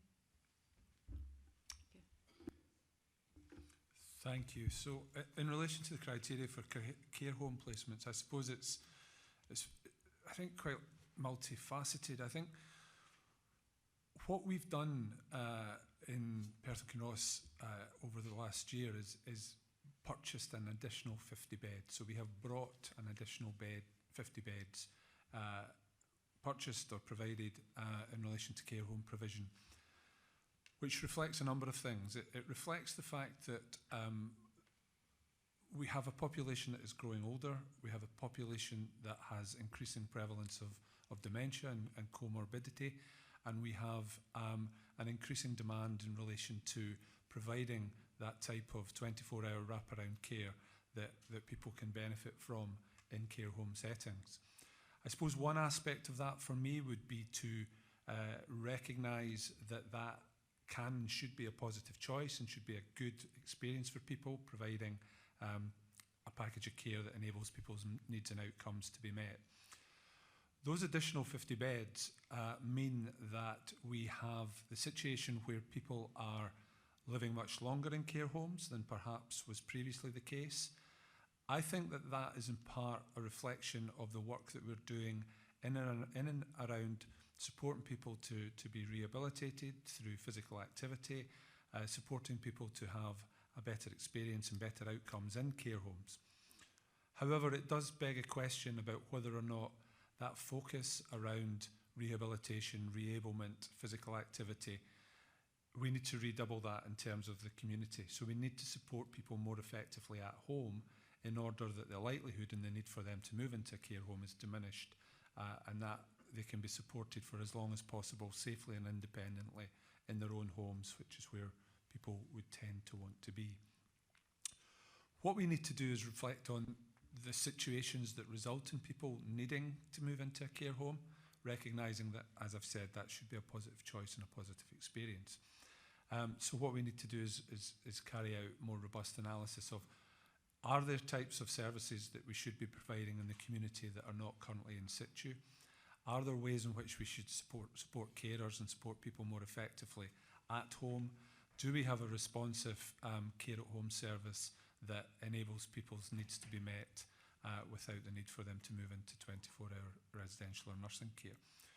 We do have a significant piece of work that's underway that the IJB has agreed we would invest in around an enhanced community support service that seeks to deliver just that will respond more effectively, more responsively, and at different times of the day and night in order to ensure that people, when they need that support, can get it in a way that prevents that deterioration, that loss of skill, and that premature admission either to hospital or to care homes. So this has been looked at continually. It's been looked at in the round. We are consistently bringing forward new ideas and opportunities to develop community care in a way that supports people to remain at home. But we do have to match the demographic challenge with a range of service offers, and care homes will continue to be part of that portfolio. Can I just come back around the delivery of savings, which I think is absolutely legitimate to raise that. One of the things that I've wanted to make sure from all of our financial reporting and financial planning is we report on the delivery of recurring savings. We're not looking to mask delivery of recurring savings by in-year offset. So when we report to you a variance behind trajectory, it is real, it is transparent, and it is a concern. But you know, one of the issues that we have deliberately made sure that we don't do is cover that up in year for it then to become a major problem as you roll into the following year. And not all public sector organisations take that transparent position.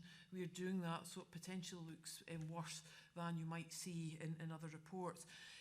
On savings, I'm pleased to report, however, we are reporting a shortfall, a forecast shortfall in core savings of 0.7 million. The work that we've done over the last few days around complex care savings, we would be hopeful of being able to reduce that further. And what that leaves is a number of savings that are in relation to corporate savings that are coming from wider work that's being done across wider PKC efforts. Some struggle in being able to deliver those savings, but working hard with PKC colleagues to see how that can be resolved. And as we move forward into bringing forward a 3-year financial plan, we will be able to give you a real sense of how resolvable these things are and whether they will be almost a further issue that we have to deal with on top of our deficit. Thanks for that, Jane. If I may, can I, I'm missing all the questions I normally ask, but I'll make up for it just now. I think just really with one fundamental question, and it's picking up on what Pat raised regarding budgets. If we look at Table 2 under Section 3.1, and you actually analyse that. We class as overspending on nursing for psychiatry of old age, for medicines for the elderly, care home placements, step up interim beds, savings plans behind trajectory, learning disability and mental health, complex care packages. They're all overspends, or may also be described as under budgets.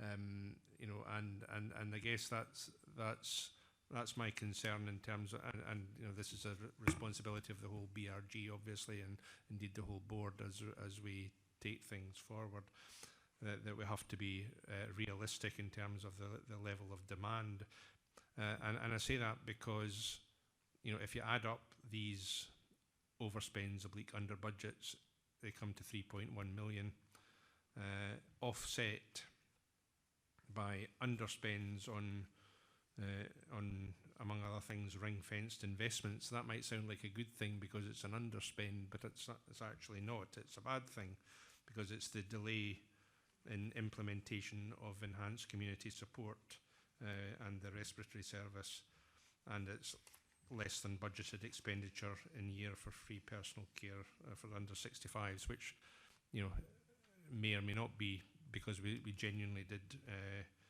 over budget for that, or it may be because the process is taking longer than envisaged to roll out. But I wonder if you would just give a comment on that analysis, such as it was that I've just given, and in the context of, I have to say, what I heard at the Tayside NHS board last week, which was that they are forecasting an 11.2 million deficit without this, and that they have challenged us to achieve a break-even budget in this financial year, which obviously is going to be extremely difficult. So I just wondered if you could sort of give a comment on that. The underlying driver of our forecast year-end overspend is the approved budget deficit of this IJB. And whilst absolutely there are in-year demand pressures and other overspends, they are being largely managed. The decision by NHS Tayside within its own financial planning for 1920 to see the IJB's structural deficit as a risk rather than a approved reality was a decision for their own Director of Finance.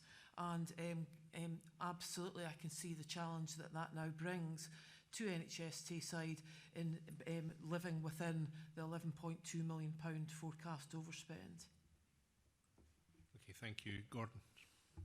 So yeah, I mean, I think it's important to recognise the significant financial challenges that NHS Tayside find themselves in, that requires a significant saving over the next 3 years, and that inevitably is having an impact on how they are viewing our relatively small overspend compared to the challenges that they're having to manage and that we have to manage in 1 year. So I suppose, without wishing to be drawn into any questions about the level of investment that each partner has made, we have seen significant uplifts from the Council, and we've seen an uplift that was recommended nationally from NHS Tayside in our budget last year. I think, though, it's not, it's perhaps worthy of noting that the Cabinet Secretary has expressed a degree of frustration about the pace of integration nationally, and also the lack of any progress in relation to the shift of resources from acute services to primary care, We have provisions within our budget under the large hospital set aside for funds to be transferred at the point when there's a reduction in the capacity of acute hospital beds in the NHS. And there is also an expectation that the Cabinet Secretary has articulated that significant savings in the NHS should generate additional investment into community services and uplifts in the funding to health and social care partnerships. Nationally, that is something that inevitably, with the demographic challenge and the complexity of patient care and patient need, the NHS in Scotland is struggling to achieve. So we will be continuing to work very closely with both statutory partners to try to mitigate the risks of the financial pressures that we're all experiencing. Okay, Gordon, thank you very much for that. I appreciate that. Councillor Duff, and first of all, apologies for not welcoming both yourself and Lynn Blair to the first meetings of this board. Very remiss of me, I do apologise. No problem, Convener. Thanks very much.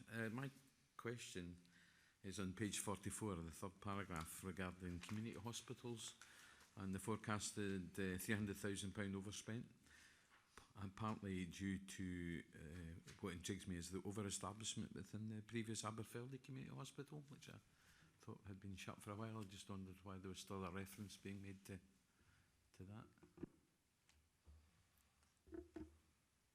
Sorry, I'm just catching up with what paragraph it is. Third paragraph on page 44.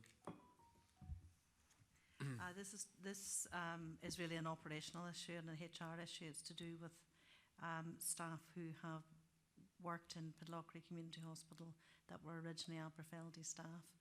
So it's really a transition process in order to get staff into permanent positions. So that was the overspend that we were carrying at the time. But we now have transitioned, we finished our transition process in relation to organisational change, and staff have now been allocated permanent roles. Thank you, Councillor McDade. Thank you, Chair. I wanted to bring up and we've discussed this in previous BRGs. Unfortunately, I wasn't able to make the last one, and I'm not going to be able to make the next one either. And I was going to bring that up later. That it would be nice, as I've said previously, to get these onto a set schedule so that we know when they are longer term for helping with diary commitments. However, we've talked a lot about ways to create spend-save strategies. And last year at the BRG, I raised my suggestion, which the council has done successfully in the past, which was to borrow capital towards spend-save strategies. And I know that there has been a little bit of work done into this, but I was hoping that we will be able to expand that work going forward to help us with achieving the significant financial challenge ahead. I know that there had previously been advice that wasn't possible. My understanding is that advice has now changed, and that will now be possible. And I'm really just looking for a commitment that we will be looking into that in great detail, because I think it has a lot of potential to help us meet some of these challenges going forward. And I just, again, as I've said at previous board meetings, I think the BRG process has been a very helpful thing for the board in general. Last year's BRG process was particularly helpful for the board, as it brought both the NHST side and the council representatives together as a board and helped us to align our vision a lot clearer, I think. And given the significant change again in membership, I'm hoping that this year's BRG will also provide a similar opportunity for that. But I think for that to happen, we need to have it at a time that most of us can meet.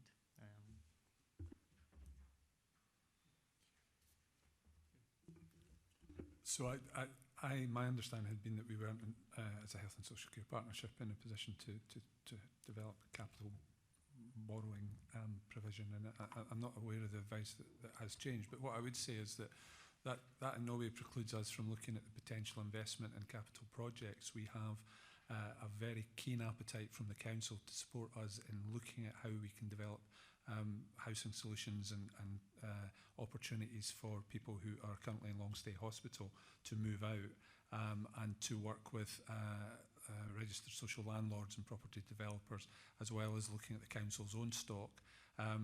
but potentially also to bring on stream new builds, which would then be leased back or rented. So there are clear opportunities there, and the council has been very supportive of our ambition to try to achieve that. I think that's quite distinct, though, from us having a capital budget and having any powers to borrow. It's more about using it as suspend save strategies for where we can capitalise items. So the council has successfully capitalised a considerable amount of what would have traditionally been revenue services, and allowed that to essentially allow the council to provide more services and balance the budget at the same time. Yeah. So that is really what perhaps Ms Smith can. Yeah, absolutely. Even as recently as yesterday, we've been in discussion with the Head of Finance within Perth and Kinross Council about doing exactly that, to make sure we can maximise the benefits of capital funding to relieve the revenue position in an appropriate way. And as we bring forward our 3-year financial planning pressures and savings through the BRG process, evidence of that will hopefully reassure you. Okay, thank you. Okay, thank you. Dr. Pratt.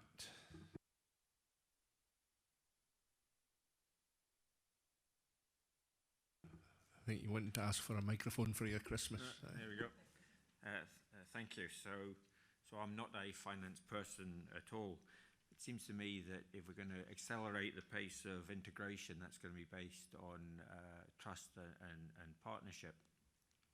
Accepting the 4 million structural deficit, I understand the projected overspend for 2021 is considerably in excess of, well, it's 13.7 million.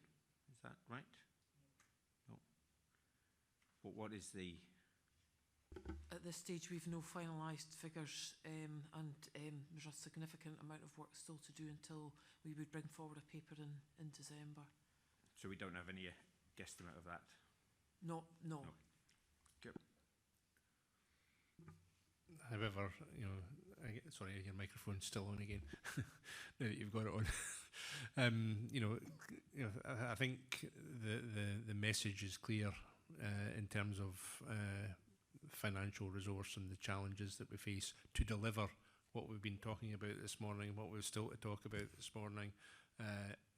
It's an enormous challenge with the limited financial resources we've got, and I think we all recognise that. And it's you know, it's down to us to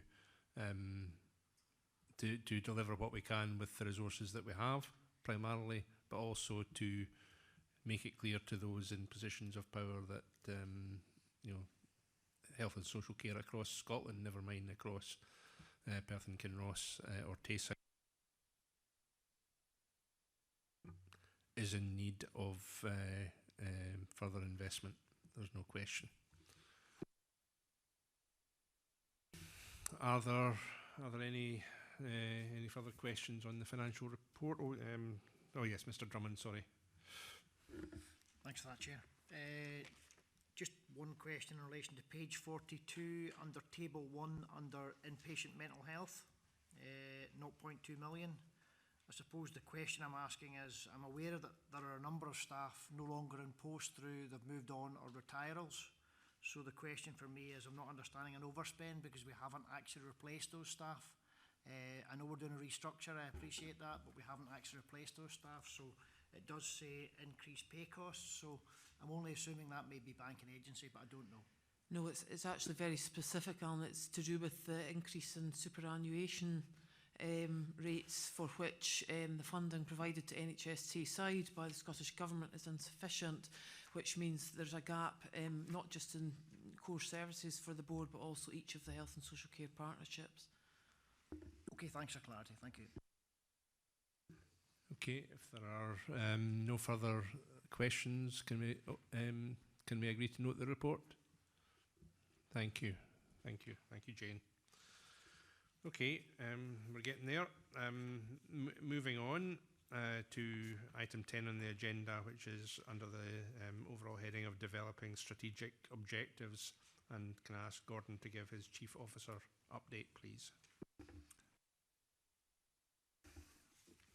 Thank you, Chair. So I shall seek to be quite brief, but leave opportunities for questions. I do recognise that we should be very grateful to Perth and Kinross Council for hosting these meetings, and we maybe need to reflect on whether or not the arrival of a number of elected members at 1 o'clock to carry out a lifelong learning committee is something that we should be vacating the chamber to achieve. But I shall be therefore quite brief in anticipation that hopefully we can have a more substantive discussion around the carers and young carers strategy. So my report, I suppose, reflects the fact that we had not anticipated that we would be meeting today as an IJB, and there were a number of matters that I had anticipated that we would be reporting on when we meet in December. The first is in relation to the Strategic Commissioning Plan. Members of the IJB will be aware of the development session that we had. Many of you were able to attend a couple of weeks ago. We have, on the basis of the discussions that we had at the development session, taken into account the various bullet points that are on page 47 and 48 of the papers, relating to how members of the IJB felt we should be further developing the Strategic Commissioning Plan. We now have, hopefully, a near final draft, and we will be circulating that later this week so that IGB members can be cited on where we've got to. It very much is a shorter, more concise report. It's at a more strategic level. It seeks to embed a more health promotion and early intervention approach, and it's written around our strategic aims rather than around care groups, which removes some of the duplication. We've taken a lot of the contextual information out. We've put it in appendices, so hopefully people will see that that reflects the comments that members made. In relation to the joint inspection, we are developing the improvement plan as I indicated at the 27th of September IJB. We have a further session within our executive management team tomorrow to look at that. It will be something that I will be sharing with the inspectorate when I meet with them next week. And it will be addressing some of the significant areas that they've flagged up in relation to us developing a much more robust performance framework, which is also something that the Audit and Performance Committee and the IJB have asked us to reflect on. To think again about how we can best develop strategic planning processes and how we resource that activity. And this is something that has come to the fore in the context of us developing our strategic commissioning plan. We're looking again at whether the programme boards of care are the most effective vehicle or whether we need to develop a more strategy group focus with a range of stakeholders involved, and I will report on that in due course. As well as Mr Benson has alluded to, the need to advance our restructure and to think about how we can put in place sufficient management capacity, but more critically work in a much more integrated rather than an aligned way, where we can more effectively deliver on our strategic objectives. The fourth item there in relation to the Mental Health Alliance is to reflect that, as one of the sentences says, that we really need to ensure that the Alliance accurately represents the accountabilities of the different boards that are supporting the work of the Alliance, and we are still advancing some of the discussions that need to take place with partners about refining the terms of reference in a way that reflects the responsibilities of the three IGBs, the three councils and the NHS board. But that requires us to go back to further discussions with partners to achieve that. I think that is in many ways, whilst an important issue in terms of ensuring that we are confident about the effectiveness of the governance arrangements, perhaps secondary to reassuring members of this board that the Alliance is making good progress. It has had its sixth meeting now, I think, perhaps a meeting earlier this week. And I've identified the areas that are being focused on and the subgroups and the work streams that are being developed by the Mental Health Alliance. Finally, as an additional item and in response to Ms Alexander's comments, can I just reassure members that the decisions that were taken at the board on the 27th of September in relation to continuing to progress with the Mental Health and Learning Disability Service Redesign Programme are being advanced. However, at this stage what we need to do is take stock of progress and refocus, reprioritise the next steps in light of some of the challenges and contingencies that are currently in place. And we are, as I intimated at the 27th of September, committed to engaging perhaps much more effectively, but certainly more actively with staff side, with partners, to ensure that we have a collective approach to how we're going to be transitioning some of the arrangements that have been approved by this IJB. That, though, does involve us engaging further with the Scottish Government. It involves us engaging effectively with the other health and social care partnerships on whose behalf we host inpatient services, and also obviously with the NHS board. So that work is happening behind the scenes, and by the time we next meet, we will be providing an update in relation to the programme of work that has been completed. We will be advising the IJB on the future plans in relation to the next steps, and we will be providing that standing item report that we committed to do at the last IJB. I'll stop there. Okay, thank you, Gordon. Thank you for that report. Do we have any questions for Gordon's report? No. Okay, thank you. Can we agree to note the report? Thank you. Moving on to item 11, and can I ask Diane Fraser, Head of Adult Social Work and Social Care, to present the papers on carers and young carers strategy for 2019 to 2022. Thank you, Chair. I'm delighted to present the carer strategy on behalf of the carer strategy group. The Carer Strategy Group's membership is represented from, has representatives from Education, Children's Services, Health and Social Care Partnerships, and importantly carers, and we've been able to develop a strategy of all ages covering young carers and adult carers.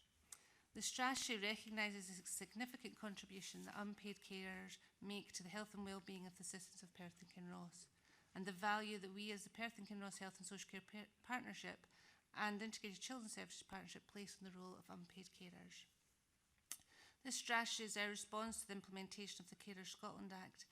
The Act extends and enhances the rights of unpaid carers. The strategy seeks to take into account those areas of a carer's life that may be impacted by their caring role, and identify the provision of a variety of supports in order that they can continue in that role should they wish to do so. Our aim is that the carers are enabled to have a life alongside caring. It is our ambition that the role of unpaid carers is recognised, that their views are heard and used in designing and delivering services, not only for themselves but for those they care for. We have heard from carers throughout the last 12 months and understand that undertaking a caring role can often be a demanding and complex task, and we hope that this strategy offers opportunities for unpaid carers. The strategy acknowledges the demographic and financial challenges that we face, and we recognise that unpaid carers are key to the sustainability of the health and social care system. Whilst the partnership's financial position is challenging, we have and will continue to ensure that we target what funding we have to the areas that need it most. And this is highlighted in the report around our spending across carers. The strategy reflects our commitment also to ensuring that young carers are seen as children and young people first and foremost, and that caring responsibilities that they undertake are appropriate and have regard to their age and maturity. The strategy was created with carers, for carers, and sets out how they will be supported and what they should expect in the next 3 years.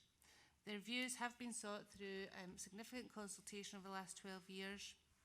Carers were involved in designing the consultation and involved in analysing the information. The strategy outlines the partnership's current position, vision, priorities and implementation to the new duties of the Act. In Perth and Kinross, we've identified approximately 14,000 carers, but we do recognise that that's a significant underestimate. And with our increase in those of individuals over 75, we expect that to increase significantly. Perth and Kinross Health and Social Care Partnership and Joint Planning Partners recognise carers as an equal partner in care, and we've worked with Equal Partners in Care, EPIC, to develop our strategy. The principles developed by EPIC are reflected within our strategy, and they're reflected as part of our commitment. Demand for services will continue to increase in Perth and Kinross, and recent estimates indicate 1 in 10 adults are an unpaid carer, and this will have a serious impact on both carers and any services we provide to them in the coming years. Unpaid carers will have a key role in achieving the strategic objective of shifting the balance of care.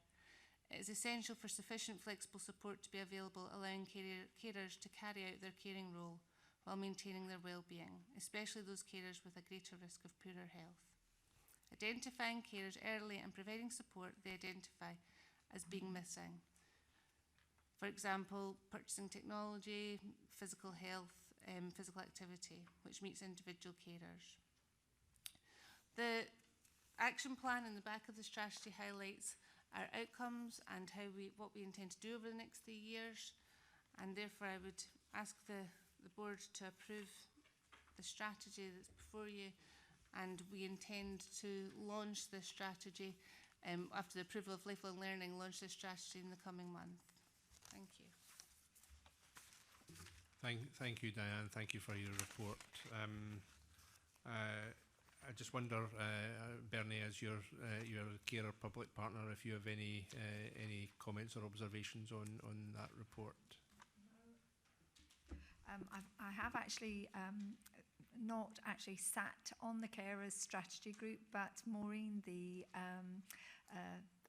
substitute partner, has, and all of the information that comes back, I think that we're very pleased with the progress that's been made. We're certainly very involved in the carers programme board, and we see that as very positive. Okay, thanks for that comment. Are there any questions to Diane? Sure. Mr. Benson. Thank you very much, Diane. This is an enormous step forward for carers in Perth and Kinross, and I think we should highlight that if there was to be any kind of press release on this from the Integrated Joint Board today. I think it's probably one of the most significant areas of support to carers that has been long overdue, and I think is of fundamental importance given the role of carers of every age across our communities. So I really commend the work that's been done on this. It's been enormously thorough. The amount of work that's gone into the reporting today, you can see that just by reading through the appendices, how many people have been involved. I just want to thank everyone who's been involved in this and to commend it. And we'll look forward to seeing the impactfulness of this. And certainly for me would be around carers' own views as to what difference this has made to their lives would be absolutely fundamental. I would also say those they are caring for as well, how fundamental that would be too. So I really welcome this, and I think we should give this a lot of publicity. Thank you, Mr. Benson. Absolutely endorse your comments, and it's an excellent piece of work by Diane and indeed her colleagues in working up this strategy, and you're to be commended for it. So thanks. Are there any further questions, Jackie? It was really just to say that the Lifelong Learning Committee is meeting this afternoon when this meeting concludes. So they will be considering the strategy and the aspects within it that relate to young carers, because that's the responsibility of the council. So I think in terms of that, achieving a joint strategy here is something to be commended, and in terms of the communication of that, I think we need to be saying, you know, how important that is for carers across the whole range of you know, from five upwards, particularly for those young people who are in the transition from children's services to adults, that they can have that seamless support throughout, and I think that's a really important development here. Thank you for that, Jackie. We'll think about vacating the chamber for the Lifelong Learning Committee. Pat Kilpatrick.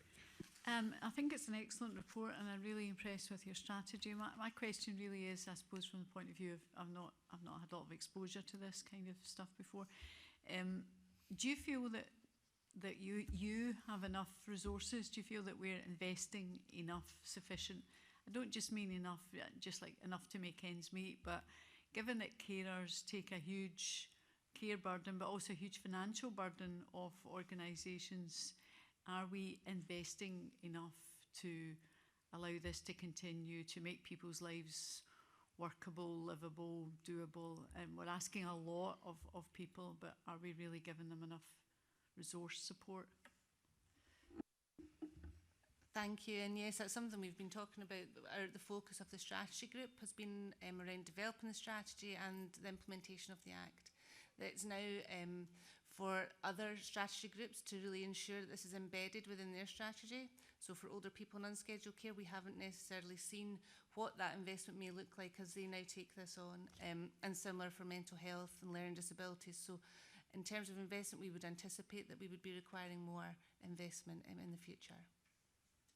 Can I come back, Chairman? Is it your view that people who are caring, and a lot of it will be elderly couples caring for one partner or the other, or families caring for an elderly parent? I've been through that situation myself. Do people really know their eligibility, and are they claiming it? Is that an issue for Citizens Advice and other organisations to promote that? The feedback that we've had is that people don't know about it, and that is absolutely part of the Act, and that's been recognised nationally, that we need to promote that so people can identify themselves as carers. And obviously working with the Carers Hub, working with Voice as well, and working with carers is really important so we can get the message out. Thank you for that. And I think that final point just emphasises Mr. Benson's earlier point about the publicity that needs to be given to this, because it is so important that that people out there realise the support that is available to them if they know where to look. Bernie. Sorry, I would just add to what Pat was saying there, and Diane has commented, and certainly through the Carers Voice and any events that we have attended, and we have certainly attended a number of events over these last few months, and it has actually swelled our numbers of carers that have joined Carers Voice. But we make sure that at any event that we go to where we meet up with carers, that we are promoting this and that they are aware of the services or the help that's out there for them. Yeah, Mr. Benson. Just as I was thinking my way through this discussion, it strikes me that it'd be really important, if coming back to my feedback on what difference it's making, it might be useful for this Integrated Joint Board to have someone come and speak in the same way in which we had such powerful speakers this morning to come and tell us what a difference it made to their lives. It'd be lovely if we had a young person doing that, and maybe someone who's also working at the other age range as well. But it strikes me that would give kind of recognition as well to what they're doing, and to highlight their circumstances, as well also a way of publicising the benefits of these changes, so that they know what their rights actually are, if that would be something that we might want to consider in future once we get more information back. Yeah, I think that's a really good idea, Bob, and thanks for that. And that's something we'll hopefully look to take forward. Councillor Duff. Sorry, just a comment. I certainly very much welcome the report, and I think it's very comprehensive, and as Jackie said, we'll be discussing it further this afternoon at Lifelong Learning. But what struck me most about it was the number of young carers between the ages of 6 and 15. If my maths are good, somewhere in the region about 360 children between 6 and 15 are young carers, which is quite a significant piece of information coming out of the report. So I very much welcome this, and I look forward to some further discussions in the Lifelong Learning Committee this afternoon. Okay, thank you. If there are no further questions, can we approve the strategy and commit the Chief Officer to provide annual reports going forward on delivering the action plan? Agreed? Thank you.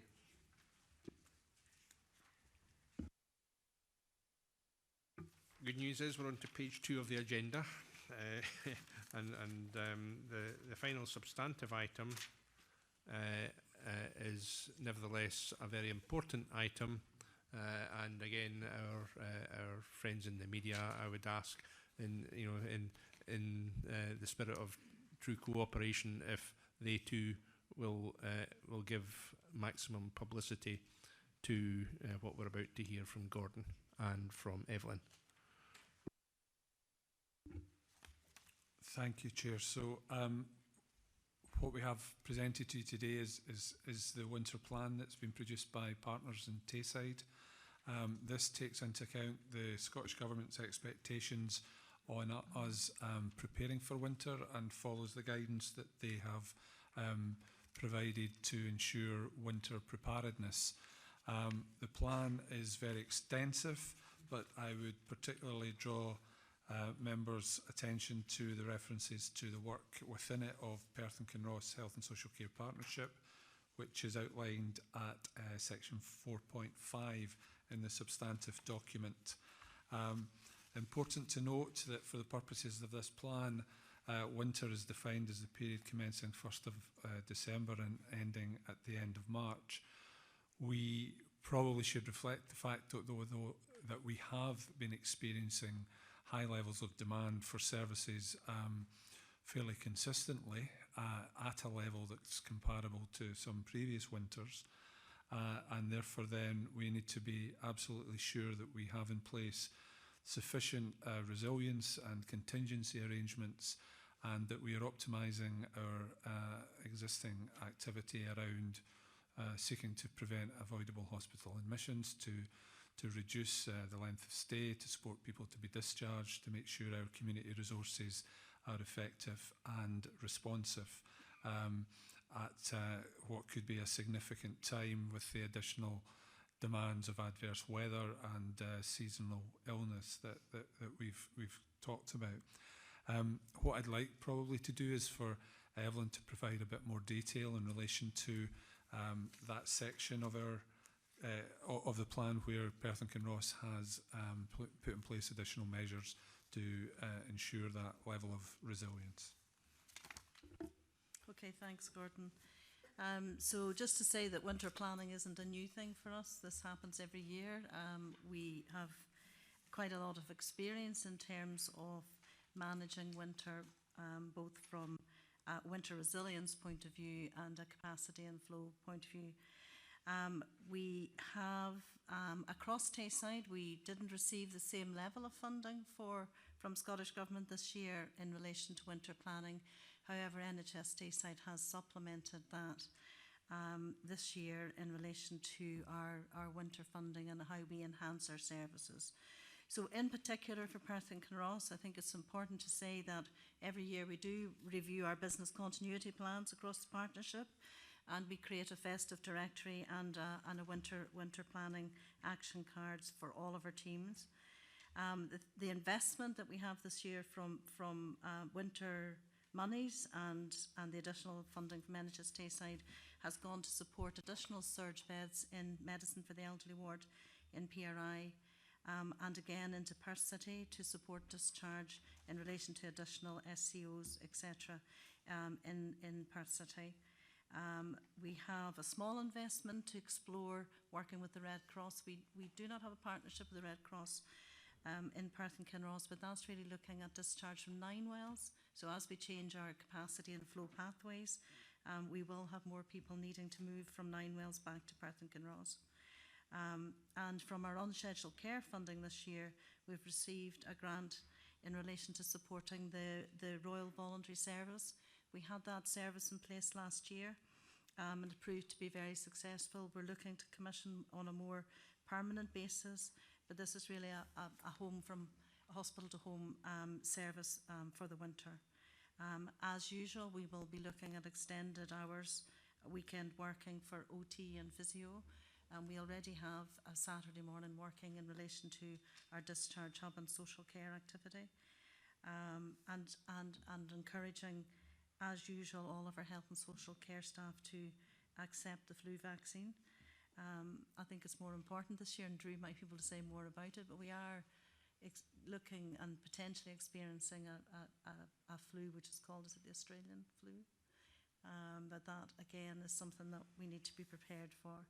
We're beginning to step up, and we have stepped up actually our support daily. It's a lot for us as senior managers in terms of capacity, but we do support capacity and flow across Tayside, both in a morning huddle and an afternoon huddle. That's already begun, and that will probably increase as we go into the next few weeks. And I think in relation to other things, we have a lot of work that's already ongoing that you'll see in some of the bullet points. I'm not really going to go into that in any detail, but we have begun in 2 practices in Perth and Kinross. We've got we're looking at our frailty models for both Dunkeld and the North locality and into Kinross, so that we can start to identify people who are frail in and around GP practices now, and moving forward with that. So in relation to Perth and Kinross, I feel confident that we've got a good plan in place. As Gordon says, though, we are already experiencing high levels of, whether it's admissions or whether it's just throughput, it's difficult to say at this stage. But we are keeping on top of, the numbers of bed days that we've been able to reduce. So I think it's just a matter of being prepared over the winter and the festive period now, and moving on. So I'm happy to take any questions if anybody has questions. Thank you. And if I can ask, just following on from that, can I ask Dr. Drew Walker, Director of Public Health, to comment specifically, on anything you want, frankly, Drew, but specifically on the importance of the flu vaccine.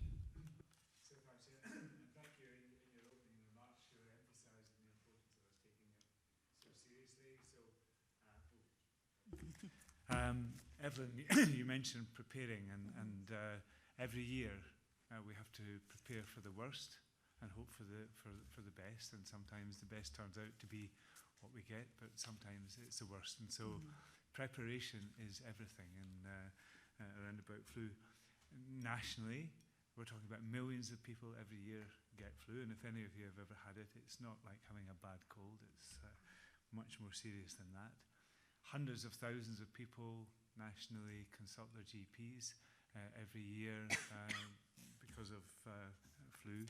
Tens of thousands of people nationally are admitted to hospital every year, and up to 14,000 people, you were talking about it taking lives, up to 14,000 people die in a year due to flu. So we're not talking about something that's a small thing. This is a really big threat to the health and well-being of our population.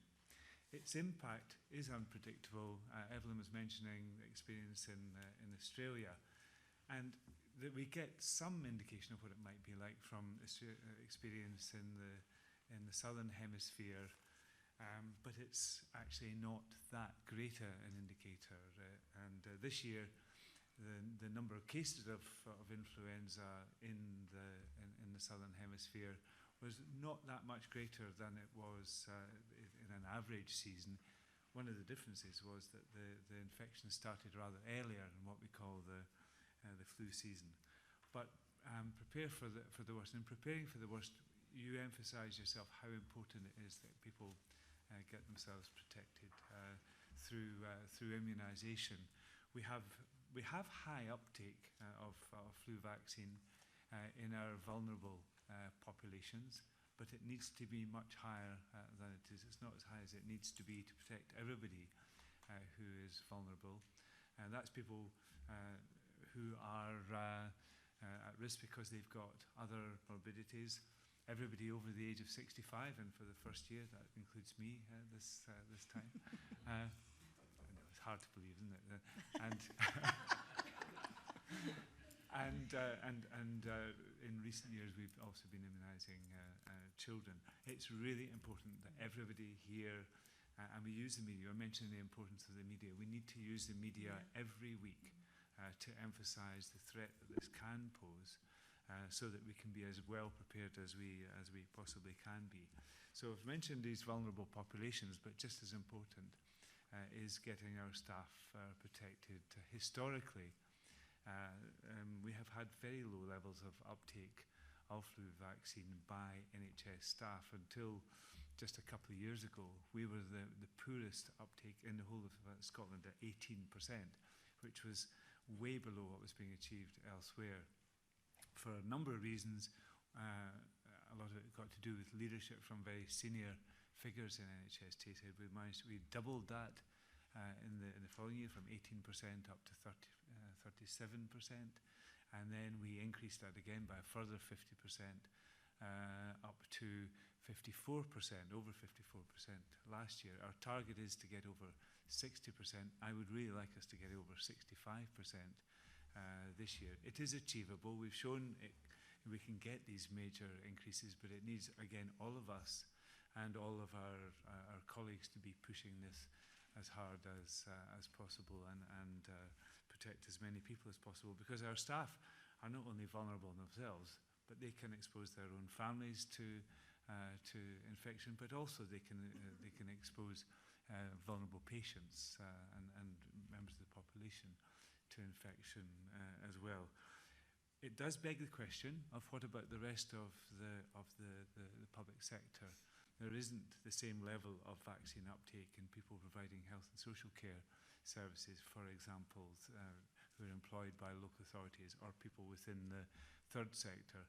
And I'm not sure what's possible this year, but in future years we really need to be looking at that whole system approach to preventing flu by protecting as many of those who are in contact with these potentially vulnerable populations as we can. So a lot to be done, a lot to build on of great achievements in recent years, but still some way to go to get to where exactly we want to be. Thank you for that, Drew, and that's absolutely a challenge for those involved in social care services that are employed by Perth and Kinross Council, and as I understand it, they do all have access to and are encouraged to obtain the flu vaccine from local pharmacies. And I think this local authority, I'm sure, does all it can and will continue to do all it can, and urge them to do so because it does save lives. I just wanted to add something else on top of everything that's been said so far in terms of the potential strain that the flu virus and people having flu may have on NHS services in particular. And I wanted to just, again, for the benefit of the media, just highlight one or two statistics from last week in NHS Tayside. This is before winter, before any impact of the flu. This is a good news story. Much of this is a good news story, but it just shows the level of pressure that services are under. 1,611 hospital admissions, 1,505 emergency department attendances, of which 96.7, and they're very proud of that 0.7%, were seen and treated within 4 hours. 564 operations, non-elective and elective. 1,159 contacts with GP out-of-hours services. And finally, 20,032 outpatients appointments have gone through NHS Tayside in the space of one week, and that's before, as I say, the flu virus. And I just wanted to pick up finally on one other point. Again, we hear constantly around this table and Tayside NHS Board and elsewhere about the financial pressures on these organisations. Of these 20,032 outpatients appointments, 2,437 of them, that's 10.8%, did not attend. Each missed appointment costs the NHS £151. At this point, I got my calculator out. So, in 1 week, the last week in October, in non-attendance outpatient appointments cost NHS Tayside, who's got an 11.2 million deficit forecast, £367,987. If you and that to be fair, that was quite a high figure.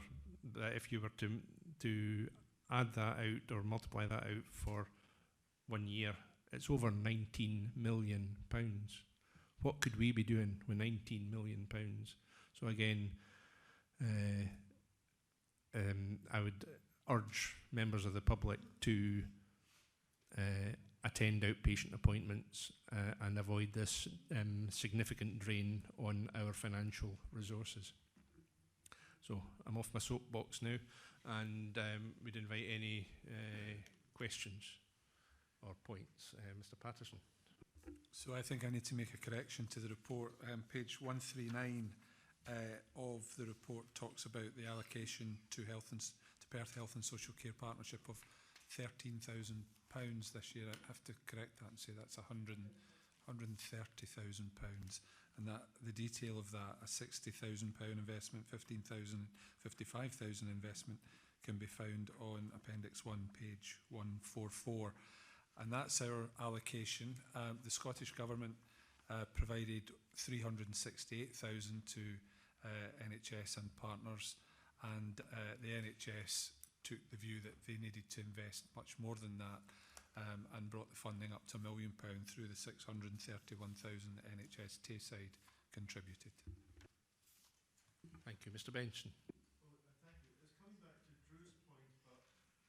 Back to Drew's point about uptake in the public sector, whereas we're all potential carriers of flu virus, and do we have targets within other parts of the public sector, same as we're looking to do in NHS Tayside? And because it strikes me, if there isn't one, I think this board should be exhorting that to happen, and to make sure it's made and facilitated as easy as possible for all staff who are in contact with many frail and vulnerable people. So an important question. No, there is no target for any other part of the public sector, but I think what I'm suggesting is it might not be achievable for this year, but I would like to work with the IJB in looking at what we might set as a target for achievement in next year and thereafter. Much appreciated. Sandra. I think there's a piece of work that could be done to try and help dispel a kind of common public misconception that having flu vaccination actually increases your possibility of getting flu. I mean, that's something that you hear people mentioning quite a lot, and I think that's something perhaps the board could do to try and dispel that. So it is impossible to develop flu from the vaccine. The vaccine is made from a killed virus, so it's not a live vaccine, the one that's used in the adult population. So we need to keep saying that over and over again. It is absolutely impossible to develop flu as a result of being immunized. People can still become ill after receiving a flu vaccine. It's not 100% effective, although even when it doesn't completely prevent people from developing flu, invariably it reduces the severity of flu in people who have been immunized. And that's again a message we need to get out there very strongly. This is a very safe, very effective vaccine, and we should be aiming to get absolutely everybody immunized. Our target should actually be 100% of our population, or as near to that as possible. Absolutely, Sandra. Sandra, thank you very much for that question, and it's a very valid point, and thanks, Drew, for emphasising. And I think, Gordon, you've got something to... I need to correct my correction. I can exclusively reveal... No, I can't, sorry. It's the colleagues from our communications department, colleagues from NHS Tayside. have corrected what I just said by passing me a note that advises that the Scottish Government announced on Monday an additional £5 million has been invested into winter planning money, taking the amount up to the same figure as last year. So for the purposes of accuracy. What I can't exclusively reveal is how much more of that's coming to Perth and Kinross, but we will have that discussion offline. Thank you. Now, Lynn. Hi, it was just about the flu vaccine, and I think there is, I know it's probably a bit too late for this year, but I think there is a lot we can do with the independent sector as well, because especially here in Perth and Kinross, the independent sector are looking after vulnerable people in care homes and care at home, and I think we need to increase the number of people there. And some partnerships have given the independent sector the sort of flu vaccine at no charge to them. And I think there has been some issues about them getting that available from some pharmacies. So I think there's something we can maybe do together, because as someone who's had flu and ended up in hospital for 10 days, it's not something very nice. And it isn't just a bad cold. That's really important.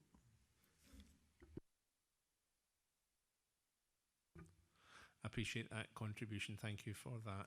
And absolutely, we need to make efforts in that regard, and I think we will all take that on board in 2020.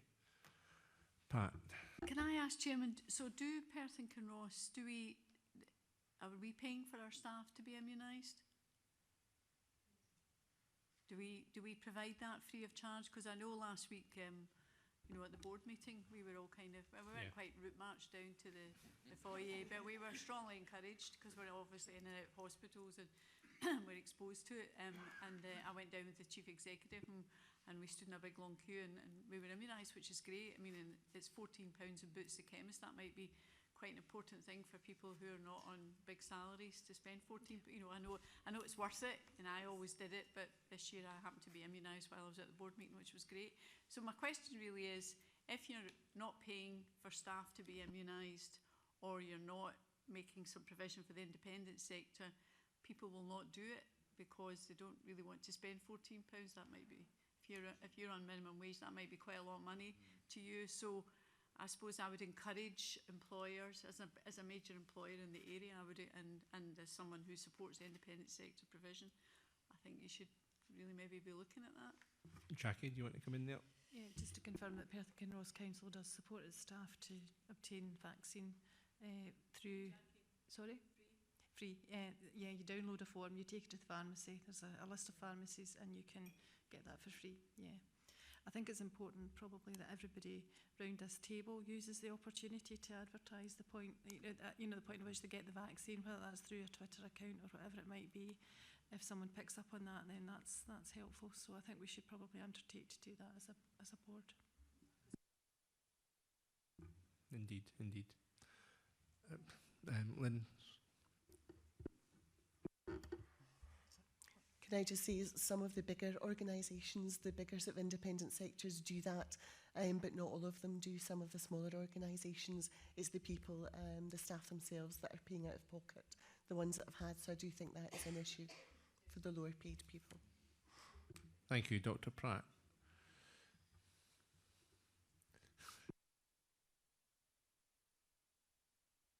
I've written to Santa, and you're getting your... Yeah, here we go. So just picking up on that point, all organisations have formal structures that allow for this communication to flow down.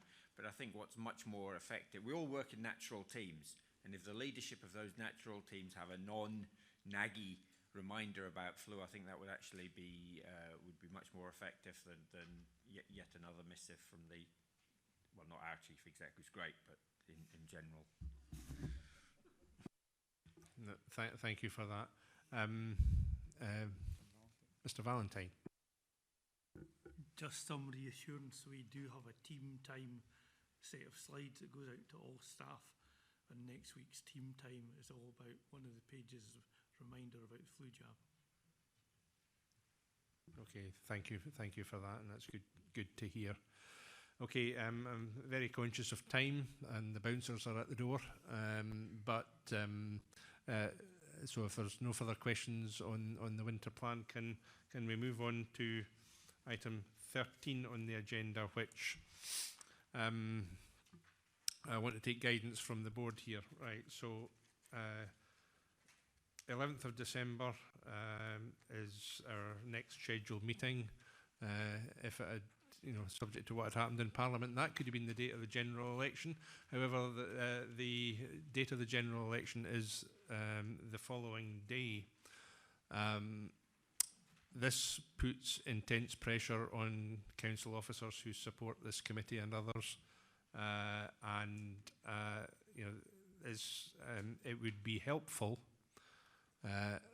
from their point of view, and also, I have to say, from Perth and Kinross elected members' point of view, if the timing of that meeting were to be changed. Having said that, if the view of this meeting was otherwise, then as far as I'm concerned, this meeting goes ahead, because it's important, in fact it's vital, that we do have a meeting in December, and ideally before the Tayside NHS board meets on the 19th. I don't think we'd want to have it after that anyway.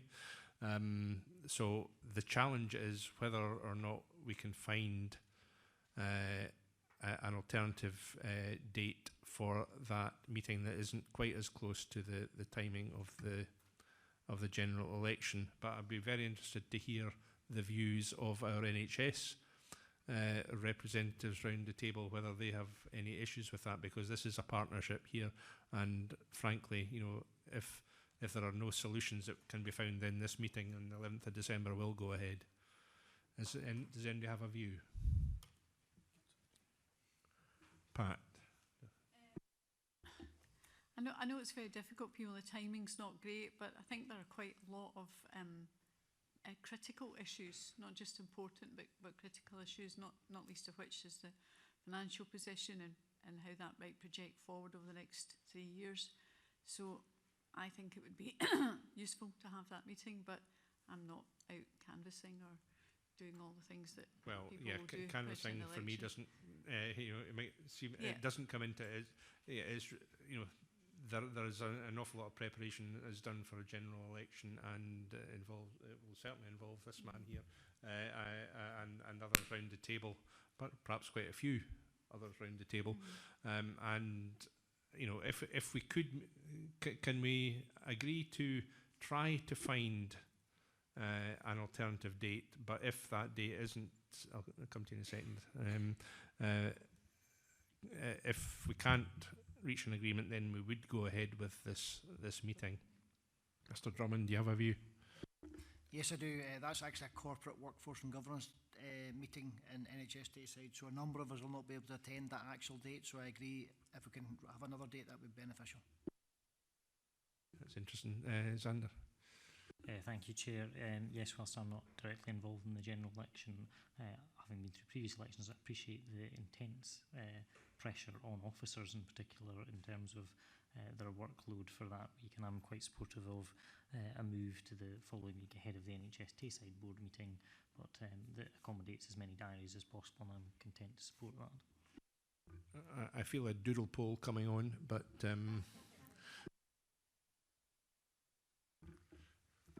thanks very much. And when I was looking at the action list of all the key agenda items that are coming down for that day, not least the strategic commissioning plan and the timings leading up to not only full council meeting but also to NHS board meeting as well, then I really appreciate the dilemma that the Secretariat have here. So I would like to try and seek an alternative if we can do that.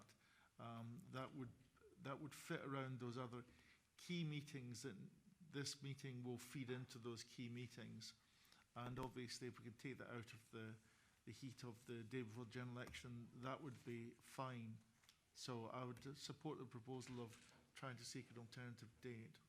Okay, thank you. So unless there are other views to be expressed, I think the general consensus of the meeting is that we try to find an alternative date and time for a meeting for what are key items, and it is obviously as important as ever that board members are able to devote enough time to preparation for and contribution to these meetings. So if I can invite the clerk to do the impossible and try to find an agreeable date for as many of us as possible to attend, and we'll go with the path of least resistance. Mr. Valentine. Sorry, Chair, just one other thing that you might want to take into consideration is the setting of a budget, because there will be no announcement, we wouldn't think, on any budget until after the 12th of December, albeit those discussions are taking place. So it could happen very soon after that, but that would obviously have an implication on all partners around the table. Yeah, I mean, I think the other thing we need to, as Anders pointed out earlier as well, is the proposed meetings that we have for 2020. There is no proposed meeting until the 4th of March. That ain't going to hold. We're going to have a meeting or meetings plural in January/February.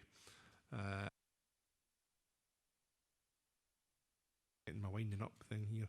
And so I think we need to look at that whole area of meetings over the next 3 months and find the best fit for everybody's diaries, and I'd ask Scott to take that forward as a matter of priority. Okay, so item 14 is to note the other meetings proposed for 2020, and that's subject to review, and we will try and have one in Highland Perthshire.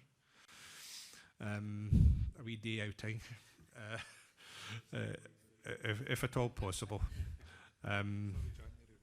January, no. So anyway, listen, thank you very much to everybody for their attendance at this morning's meeting. I found it very productive and engaging, and particular thanks to those from Andy's Man Club for their thought-provoking and emotional presentations. Thank you.